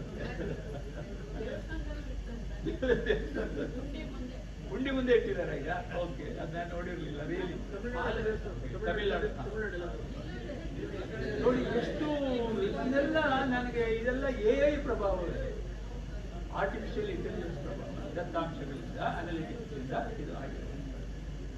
ಹಾಗೆ ಆಮೇಲೆ ನಾನು ಫೇಸ್ಬುಕ್ ಇದ್ರ ಬಗ್ಗೆ ಹೇಳಿದೆ. ಅಮೆಝಾನ್, ಇನ್ಸ್ಟಾಗ್ರಾಮ್ ಕೂಡ ಅವ್ರೇನು ಕಡಿಮೆ ಇಲ್ಲ. ನೀವು ದಿನ ಯಾವುದು ಸಾಮಾನು ತರಿಸ್ತಿರೋ ಮನೆಗೆ, ಸ್ಪೆಷಲಿ ನಮ್ಮ ಯಂಗ್ಸ್ಟರ್ಸ್, ಮೇ ಬಿ ನಿಮ್ಮ ಮಗ ಇರ್ಬೋದು, ಸೊಸೆ ಇರ್ಬೋದು, ಅಥವಾ ಮಗಳಿರ್ಬೋದು, ಮನೆ ಸಾಮಾನುಗಳೆಲ್ಲ ಈಗ ನಾವು ಹೋಗಿ ತರಬೇಕಾಗಿಲ್ಲ. ಕೈ ಚೀಲ ತಗೊಂಡ್ಬಂದ್ರೆ ನಮ್ಗೆ ಬೈತಾರೆ, ಬುದ್ಧಿ ಇಲ್ಲ ನಿಂಗೆ ಅಂತಾರೆ. ಯಾಕೆಂದ್ರೆ ಹಾಳಾದ್ರೂ ನಾನು ಅಲ್ಲಿ ವಾಪಸ್ ಕೊಡೋಕ್ಕೂ ಆಗಲ್ಲ. ಇಲ್ಲಿ ಇವರು ತರಿಸ್ತಾರಲ್ಲ ಫ್ಲಿಪ್ಕಾರ್ಟ್ ಇಂದ ಅಥವಾ ಇದರಿಂದ, ಯಾವುದು ನಿಮ್ಮ ಬೇರೆ ಇವುಗಳಿಂದ, ಅದನ್ನ ಅವರು ಒಂಚೂರು ಹಾಳಾದ್ರೆ ಇಮಿಡಿಯೇಟ್ ಒಂದು ಮೊಬೈಲ್ ಅಲ್ಲಿ ಫೋಟೋ ಕ್ಲಿಕ್ ಮಾಡ್ತಾರೆ, ಅವನಿಗೆ ಕಳಿಸ್ತಾರೆ, ಅವನಿಗೆ ತಕ್ಷಣ ರೀಪೇಮೆಂಟ್ ಕೊಟ್ಬಿಡ್ತಾನೆ, ರಿಪೋರ್ಟ್ ಕೊಟ್ಬಿಡ್ತಾರೆ. ಸೊ ಇಷ್ಟೆಲ್ಲ ಸೌಲಭ್ಯಗಳಿದೆ. ಯಾಕೆ ಹೇಳಿದ್ರೆ ಅಂತಂದ್ರೆ ಇವೆಲ್ಲವೂ ಕೂಡ ಆರ್ಟಿಫಿಷಿಯಲ್ ಇಂಟೆಲಿಜೆನ್ಸ್ ಇಂದ ಆಗಿರುವಂತದ್ದು. ಆ ಅಂಗಡಿಗನ್ ಏನ್ ಮಾಡ್ತಾನೆ ಗೊತ್ತಾ, ನೀವು ಯಾವ್ದು ಖರೀದಿಸಿದಿರೋ ಅದ್ರದ್ದು ಒಳ್ಳೆ ಪ್ರಾಡಕ್ಟ್ ಬಂದಾಗ ನಿಮ್ಗೊಂದು ಮೆಸೇಜ್ ಬಿಡ್ತಾನೆ, ಫೀಡ್ ಬಂದಿದೆ, ಯಾಕೆ ತಗೊಳ್ಬಾರ್ದು ನೀವು, ನೋಡಿ ಎಷ್ಟುವರೆಗೆ ಹೋಗಿದೆ. ಆಮೇಲೆ ಇದರಲ್ಲಿ ಮುಖ್ಯವಾಗಿ ನಾನು 3 ವಿಚಾರ ಹೇಳ್ಬೋದು ಆರ್ಟಿಫಿಷಿಯಲ್ ಇಂಟೆಲಿಜೆನ್ಸ್ ಅಲ್ಲಿ. ಒಂದು, ಇಟ್ ಇಸ್ ಎ ಪ್ರಿಡಿಕ್ಟಿವ್, ಮುಂದಾಗೋದು ಏನು ಅಂತ ಒಂದು ಯೋಚನೆ ಮಾಡುತ್ತದೆ. ಎರಡನೇದು ಪ್ರಿಸ್ಕ್ರಿಪ್ಟಿವ್, ಬಹಳ ಕ್ಲೀನ್ ಆಗಿ ವಿವರಣೆಯನ್ನು ಕೊಡುತ್ತೆ, ಏನು ಈ ಪ್ರಾಡಕ್ಟ್ ಎಷ್ಟು, ಇದಕ್ಕೆ ಡಿಸ್ಕೌಂಟ್ ಎಷ್ಟು, ಅದು ಇದು ಕೊಡುತ್ತೆ. ಮೂರನೇದು ಡಿಟರ್ಮಿನಿಸ್ಟಿಕ್, ಇದು ತಗೊಳ್ತೀಯೋ ಇಲ್ವೋ ಅನ್ನೋದನ್ನ ಹೇಳುವಂತ ನಮಗೆ ಕ್ಲಿಯರ್ ಆಗಿ ಹೇಳಿದೆ. ಸೊ ಇದು ಆರ್ಟಿಫಿಷಿಯಲ್ ಇಂಟೆಲಿಜೆನ್ಸ್ ನಲ್ಲಿ ದತ್ತಾಂಶಗಳ ವಿಂಗಡಣೆಗಳು, ಅನಾಲಿಟಿಕ್ಗಳು ಅಲ್ಲ ಆದ್ಮೇಲಿಂದ ಬರುವಂತ ವಿಚಾರಗಳು. ಆಯ್ತು. ಆಮೇಲೆ ಒಂದೆರಡು ವಿಚಾರ ಇಲ್ಲಿ ಹೇಳಲಿಕ್ಕೆ ನಾನು ಇಷ್ಟಪಡ್ತೀನಿ. ಎಕ್ಸಾಂಪಲ್ ಹೇಳ್ತೀನಿ ಎಲ್ಲೆಲ್ಲಿ ನಮ್ಗೆ ತೊಂದರೆ ಆಗಿದೆ ಅಂತ ಅಂದ್ಬಿಟ್ಟು. ಪ್ರಾಯಶಃ ಸ್ಟೇಟ್ ಬ್ಯಾಂಕ್ ಆಫ್ ಇಂಡಿಯಾ ಕೂಡ 2019ರಲ್ಲಿ ಒಂದ್ಸಾರಿ ಡೇಟಾ ಲೀಕೇಜ್ ಅಲ್ಲ, ಡೇಟಾ ಮಿಸ್ಮ್ಯಾನೇಜ್ಮೆಂಟ್ ಇಂದ ಒಂದ್ಸಾರಿ ಪ್ರಾಬ್ಲಮ್ ಆಗಿತ್ತು. ಅಕೌಂಟ್ ಓಪನ್ ಮಾಡೋಕ್ಕಾಗ್ತಾ ಇಲ್ಲ, ಅಂದರೆ ಆಪರೇಟ್ ಮಾಡೋಕ್ಕಾಗ್ತಾ ಇರಲಿಲ್ಲ. 2-3 ಡೇಸ್ ಆಯ್ತು. State Bank of India, anybody is remembering, 2019ರಲ್ಲಿ ಒಂದ್ಸಾರಿ ಆಗಿತ್ತು. ಆಮೇಲೆ AI ಉಪಯೋಗಿಸ್ಕೊಂಡ್ಬಿಟ್ಟು ಯಂಗ್ಸ್ಟರ್ಸ್ ಇವಾಗ ಕತೆ, ಕವನ ಮತ್ತು ಹೋಮ್ವರ್ಕ್ಗಳನ್ನು ಕೂಡ ಮಾಡ್ತಾರೆ, ಗೊತ್ತಾ? ಕತೆ, ಕವನ ಇವುಗಳನ್ನೆಲ್ಲ AI ಉಪಯೋಗಿಸ್ಕೊಂಡು ಮಾಡ್ತಾರೆ ಯಂಗ್ಸ್ಟರ್ಸ್. ಅವ್ರಿಗೇನು ಕತೆ, ಇನ್ನೊಂದು ಕತೆ ಬರ್ಕೊಂಬ ಅಂತ ಸ್ಕೂಲಲ್ಲಿ ಹೇಳಿದ್ರೆ ಇಲ್ಲಿ ಬರ್ತಾರೆ, ಇದರಲ್ಲಿ ಉಪಯೋಗಿಸ್ಕೊಂಡ್ಬಿಟ್ಟು ಅದನ್ನ ಉಪಯೋಗಿಸ್ಕೊತಾ ಇದ್ದಾರೆ. ಹಾಗೇನೆ ಇಲ್ಲಿ ಕೆಲವು ಪ್ರಾಬ್ಲಮ್ಗಳು ಏನಾಯ್ತು ಅಂದ್ರೆ 2018ರಲ್ಲಿ ಬ್ಯಾಂಕ್ ಆಫ್ ಅಮೆರಿಕಾ ಎರಿಕಾ ಅಂತ ಒಂದು ಇದನ್ನ ಚಾಟ್ ಬೋಟ್ ಅನ್ನ ಸ್ಟಾರ್ಟ್ ಮಾಡಿದ್ರು. ನಮ್ಮ SI ಇದ್ದಾಗೆ ಅವರು ಎರಿಕಾ ಅಂತ. ಇದರಿಂದಾಗಿ ಸುಮಾರು ಜನ ಕೆಲಸ ಕಳ್ಕೋಬೇಕಾಗಿತ್ತು ಆನೆಸ್ಟ್ ಆಗಿ. ಬಟ್ SBI ನಲ್ಲಿ ಹಾಗಾಗ್ಲಿಲ್ಲ. ಯಾಕೆ ಅಂತಂದ್ರೆ ನಮ್ಗೆ ಬೇರೆ ವೆನ್ಯೂಸ್ ತುಂಬಾ ಇತ್ತು, ಇನ್ನಷ್ಟು ಬ್ರಾಂಚ್ಗಳನ್ನು ಓಪನ್ ಮಾಡಿದ್ವಿ, ಮರ್ಜರ್ಸ್ ಎಲ್ಲ ಆಗಿತ್ತು. ಆಮೇಲೆ ಬಹಳ ಜನ ಓಲ್ಡ್ ಪೀಪಲ್ ಎಲ್ಲ ರಿಟೈರ್ ಆಗಿದ್ರು, ಹಾಗಾಗಿ ಅವರಿಗೆ ಏನು ತೊಂದರೆ ಆಗಲಿಲ್ಲ. ಅದಾದ್ಮೇಲೆ HSBC ನಲ್ಲಿ 2020ರಲ್ಲಿ AI ನ ಇಂಟ್ರೊಡ್ಯೂಸ್ ಮಾಡಿದ್ರು. ಸ್ವಲ್ಪ ಜಾಸ್ತಿ ಮಾಡಿದ್ರು, ನಾವೆಲ್ಲ 30-40 ಮಾಡಿದ್ರೆ ಒಂದು ಸ್ವಲ್ಪ ಜಾಸ್ತಿ ಮಾಡಿ 35,000 ಜನ ಕೆಲಸ ಕಳ್ಕೊಬೇಕಾದ್ರೆ 2020ನಲ್ಲಿ ಆಗಿರೋದು. ಅದು ಕೂಡ ಕೋವಿಡ್ ಪೀರಿಯಡ್ ಪಾಪ ಬಹಳ ಕಷ್ಟ ಅನುಭವಿಸಿದ್ರು. ಆಮೇಲೆ 2020ರಲ್ಲಿ ಯೆಸ್ ಬ್ಯಾಂಕಿನ ಗ್ರಾಹಕರ ವೈಯಕ್ತಿಕ ಮಾಹಿತಿ ಎಲ್ಲ ಲೀಕ್ಔಟ್ ಆಗ್ಬೋದು, ದೊಡ್ಡ ಗಲಾಟೆ ಯೆಸ್ ಬ್ಯಾಂಕ್. ಆಮೇಲೆ ತುಂಬಾ ಕಷ್ಟಪಟ್ಟು ಅದಕ್ಕೋಸ್ಕರನೇ ಒಂದೇ ಸಾರಿ ಶೇರ್ ಪ್ರೈಸ್ ಕ್ಲೀನ್ ನೆಲಕ್ಕೆ ಇಳಿದ್ಬಿಟ್ಟು ಅವರು ಇವ್ರುಗಳನ್ನೆಲ್ಲ ರಿಟೈನ್ ಮಾಡಿ ತುಂಬಾ ಸಮಸ್ಯೆಗಳಾಯ್ತು. ಹಾಗೆ ಯಾವ್ದು ಅನುಕೂಲಗಳು ಎಷ್ಟಿದೆಯೋ ಅದಕ್ಕೂ ಹೆಚ್ಚಾಗಿ ಅನಾನುಕೂಲಗಳು ಕೂಡ ಇದೆ ಅಂತ ಹೇಳೋದಕ್ಕೆ ಇಷ್ಟಪಡ್ತೀನಿ. ಅದಕ್ಕೂ ಹೆಚ್ಚಾಗಿ ಇನ್ನೊಂದ್ಸಾರಿ ಪುಣೆ ಬೇಸ್ಡ್ ಕಾಸ್ಮೋಸ್ ಬ್ಯಾಂಕ್ ಅಂತ ಒಂದು ಬ್ಯಾಂಕ್ ಅಲ್ಲಿ 95 ಕೋಟಿ 2 ದಿನದಲ್ಲಿ ಮಾಡಿದ್ರು ಸೈಬರ್ ಕ್ರೈಮ್ಸ್. 95 ಕೋಟಿ. ಅವ್ರು ಏನ್ ಮಾಡಿದ್ರು ಅಂತಂದ್ರೆ ಸಾಫ್ಟ್ವೇರಿಗೆ ಮಾಲ್ವೇರ್ ಇಂಜೆಕ್ಟ್ ಮಾಡಿದ್ರು. ಸಾಫ್ಟ್ವೇರಿಗೆ ಮಾಲ್ವೇರ್ ಇಂಜೆಕ್ಟ್ ಮಾಡಿ ಅದರಿಂದ ಏನಾಯ್ತು ಅಂತಂದ್ರೆ ನಿಮ್ಮ ಡೇಟಾಗಳೆಲ್ಲ ಎರರಾಬಿರಿ ಆಯ್ತು. ಒಬ್ಬನ ಅಕೌಂಟ್ ಇನ್ನೊಬ್ಬನಿಗೆ ಅದರಿಂದ ಅವರು ಸೈಫರ್ ಮಾಡ್ಕೊಂಡು 98 crore. ಆಮೇಲೆ ಇನ್ನೂ ಒಬ್ಬ ಬುದ್ಧಿವಂತ ಮುಂದುವರ್ಕೊಂಡು ಹೋಗಿ ಒಬ್ಬ ಮಾಡಿರೋದು 200 millions ಒಂದೇ ಶಾರ್ಟ್ ಅಲ್ಲಿ 3 LC ಓಪನ್ ಮಾಡ್ಕೊಂಡ್ಬಿಟ್ಟು, ಒಂದು ದುಬೈ, ಒಂದು ಚೈನಾ, ಇನ್ನೊಂದು ಬಹುಶಃ ಇನ್ನೊಂದು ಯಾವುದು ಬಾಂಗ್ಲಾದೇಶ, ಯಾವುದು ಒಂದು 3 ಕಡೆಗೆ LC ಕಳಿಸ್ಬಿಟ್ಟು ಎನ್ಕ್ಯಾಶ್ ಮಾಡ್ಕೊಂಡ್ಬಿಟ್ಟು 200 billion within hours. Yes, encash. ಇದರ ಬಿಕಾಸ್ ಆಫ್ ಸೋರಿಕೆ ಅಂತ ಹೇಳಿದ್ನಲ್ಲ, ಆ ಸೋರಿಕೆಯಿಂದ ಆಗಿರುವಂತ.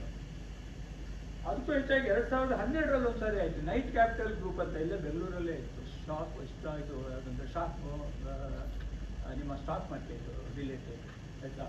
ಅವರುಗಳು ತುಂಬಾ ಜನಕ್ಕೆ ಶೇರ್ ಪ್ರೈಸ್ನ ಎಕ್ಸಾರ್ಬಿಡೆಂಟ್ಲಿ ರೈಸ್ ಮಾಡಿದ್ರು. ಎಲ್ಲ ಅವ್ರ ಹತ್ರ ಡಂಪ್ ಮಾಡಿಬಿಟ್ರು. ಇದು ಬಹುಶಃ ನೀವು ಆಗಾಗ ಕೇಳ್ತಾ ಇರ್ತೀರಿ ಇದನ್ನ. ಆಮೇಲೆ ಅವ್ರು ಕ್ಯಾಶ್ ಮಾಡ್ಕೊಂಡ್ರು ಸೀದಾ 40. ಬಟ್ ಆಮೇಲೆ ನೋಡಿದ್ರೆ it is escalated beyond anybody's limits. SEBI ಕೂಡ ಯಾರಿಗೂ ಏನು ಗೊತ್ತಾಗದೆ ಇರೋ ರೀತಿಯಲ್ಲಿ ಮಾಡ್ಕೊಂಡ್ರು. ಇವೆಲ್ಲ this are all some bad effect. Okay, ಅದರಿಂದ ಒಂದೇ ಒಂದು ನನ್ನ ರಿಕ್ವೆಸ್ಟ್ ಅಂದ್ರೆ ಯಾರಿಗೇ ಆಗಲಿ OTP ಕೇಳಿದ್ರೆ ದಯವಿಟ್ಟು ಯಾರಿಗೂ ಕೊಡಬೇಡಿ, ಪಾಸ್ವರ್ಡ್ ಕೇಳಿದ್ರೆ ಯಾರಿಗೂ ಕೊಡಬೇಡಿ, ಡೇಟ್ ಆಫ್ ಬರ್ತ್ ಕೇಳಿದ್ರೆ ಯಾರಿಗೂ ಕೊಡಬೇಡಿ, ಯಾವುದು ಲಿಂಕ್ನ ಕ್ಲಿಕ್ ಮಾಡಿದ್ರೆ ಮಾಡಬೇಡಿ. ಆದಷ್ಟು ಪ್ರಯತ್ನ ಮಾಡಿ ನಿಮ್ಮ ಪಾಸ್ವರ್ಡ್ಗಳನ್ನ ಬಯೋಮೆಟ್ರಿಕ್ ಮಾಡ್ಕೊಳ್ಳಿ. ಬಯೋಮೆಟ್ರಿಕ್ ಇವಾಗ ಕೆಲವು ಸಂಸ್ಥೆಗಳಲ್ಲಿ ಬಂದಿದೆ, ಬಹುಶಃ SBI ನಲ್ಲಿ ಇನ್ನೂ ಕೂಡ ಇದಕ್ಕೆ ಬಂದಿಲ್ಲ. But S B I capital ಬಂದಿದೆ. ಸಮ್ ಇಂಪ್ರೆಷನ್ ಆನ್ಲೈನಲ್ಲಿ ಬಂದಿದೆ, ಸಮ್ ಇಂಪ್ರೆಷನ್ ಬಂದಿದೆ ಅಲ್ಲ. ಹಾಗಿದ್ರೆ ಅದನ್ನ ದಯವಿಟ್ಟು ಉಪಯೋಗಿಸ್ಬೋದು.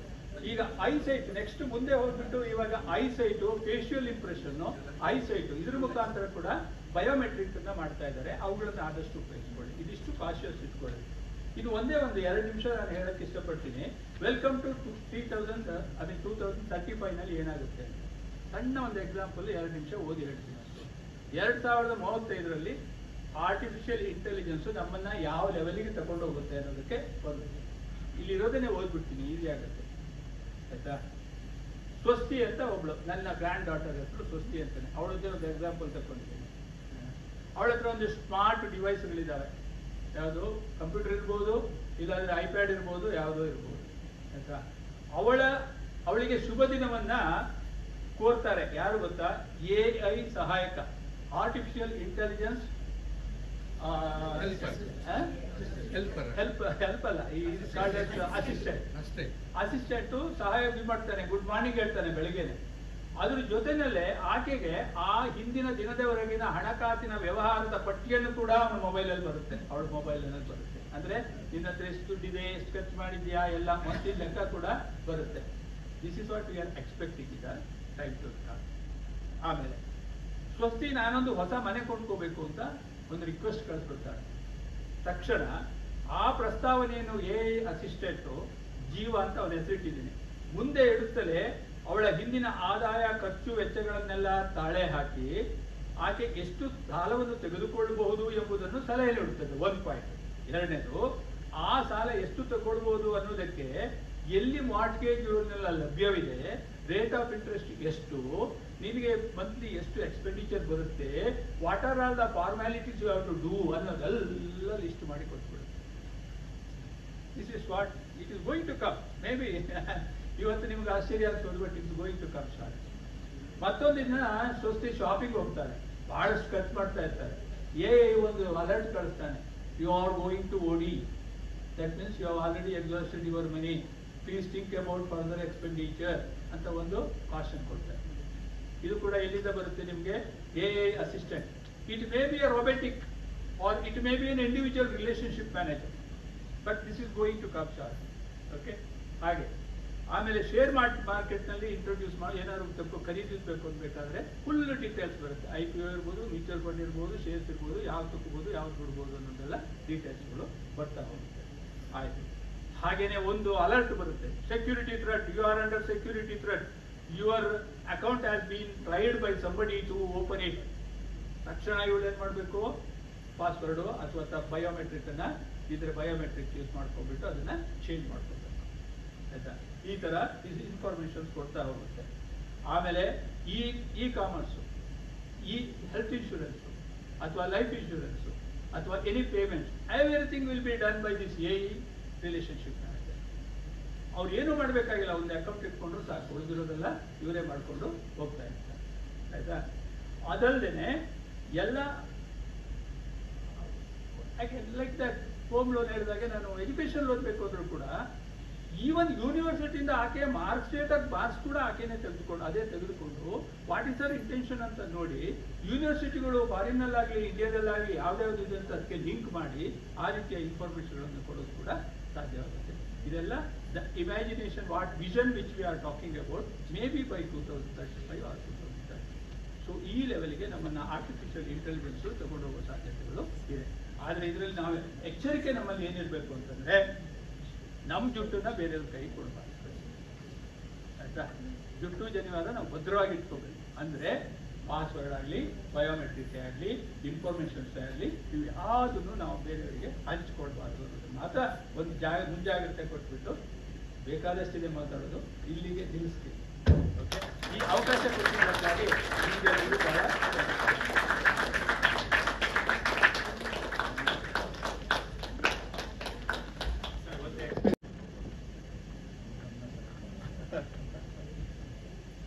ನಮಸ್ಕಾರ.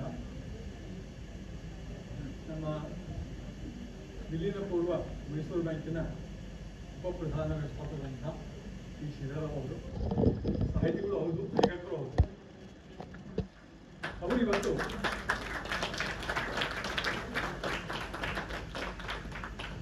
ಏಕೀಕರಣದಲ್ಲಿ ನಮಗಿರುವ ಆಳವಾದ ಅಪಾರವಾದ ಜ್ಞಾನವನ್ನ ಅರಿವನ್ನ ನಮ್ಮ ಜೊತೆ ಈ ಬಹಳ ಗಹನ ವಿಷಯವಾದಂತಹ ಕೃತಿಕ ಬುದ್ಧಿಮತ್ತೆ ಮತ್ತು ಅದರ ಬಳಕೆ ಅವು ಸಂಭಾವ್ಯತೆ ಇದರ ಬಗ್ಗೆ ಅರಿವನ್ನು ಮೂಡಿಸಿದೆ. ಇದು ಸುಲಭವಾಗಿ ಅರ್ಥವಾಗುತ್ತದಲ್ಲ ಎಲ್ಲರಿಗೂ, ಆದರೆ ಅದನ್ನ ಬಹಳ ಸರಳವಾಗಿ ಸೊಗಸಾಗಿ ನಮಗೆ ಉಣಬಡಿಸಿದ್ದಾರೆ. ಈ ಕೃತಿಕ ಬುದ್ಧಿಮತ್ತೆಯ ಉಪಯೋಗ ಏನು ಅಂತ ಹೇಳಿ ಅಂತ ಹೇಳುವಾಗ ಕೇವಲ ಪ್ರಾಸ್ತಾವಿಕವಾಗಿ ಹೇಳಿಲ್ಲ ಅವರು, ಅದರಲ್ಲಿ ಹಾಸ್ಯವನ್ನು ಬೆಳೆಸಿದ್ದಾರೆ, ಲಘು ಹಾಸ್ಯವನ್ನು ಬೆಳೆಸಿದ್ದಾರೆ. ಈಗ QR ಕೋಡ್ ಅನ್ನ ಎಲ್ಲರೂ ತಗೊಂಡ್ಬರೋ ಹಾಗೆ ನಾಳೆ ಒಂದು ದಿವಸ ನಾವು ದೇವಸ್ಥಾನಕ್ಕೆ ಹೋದಾಗ ಪುರೋಹಿತರು ಮಂಗಳಾರತಿ ತಂದೆ ಜೊತೆಗೆ ಒಂದು QR ಕೋಡ್ ಇಟ್ಕೊಂಡು ಬರ್ಬೋದು. ಅದು ಇಟ್ಕೊಂಡು ನಮ್ಮ ನರಸಿಂಹಮೂರ್ತಿ ಅವರೊಂದು ಎಪಿಸೋಡನ್ನೇ ಬರೀಬಹುದು. ಅಂದ್ರೆ ಈ ಥರದ್ದೆಲ್ಲ ಸಂಭಾವ್ಯಗಳು ಇದೆ. ಹಾಗೆ ಅದರ ಬಗ್ಗೆ ಇರುವಂತಹ ಅನುಕೂಲಗಳು, ಅನಾನುಕೂಲಗಳು, ಅವಕಾಶಗಳು ಮತ್ತೆ ಅಪಾಯಗಳು ಇದರ ಬಗ್ಗೆ ಕೂಡ ಬೆಳಕಿನಲ್ಲಿ ನಮಗೆ ಒಂದು ಜ್ಞಾನದ ಅರಿವನ್ನು ಮೂಡಿಸಿದ್ದಾರೆ ಅಂತ ಹೇಳಿದ್ರೆ ತಪ್ಪಾಗಿಲ್ಲ. ಇಂತಹ ಒಂದು ಅತ್ಯುತ್ತಮ ಉಪನ್ಯಾಸಕ್ಕಾಗಿ ನಾನು ವೇದಿಕೆ ಪರವಾಗಿ ಈ ಶ್ರೀಧರ್ ಅವರನ್ನ ಹೃತ್ಪೂರ್ವಕವಾಗಿ ಅಭಿನಂದಿಸ್ತೇನೆ. ಧನ್ಯವಾದ.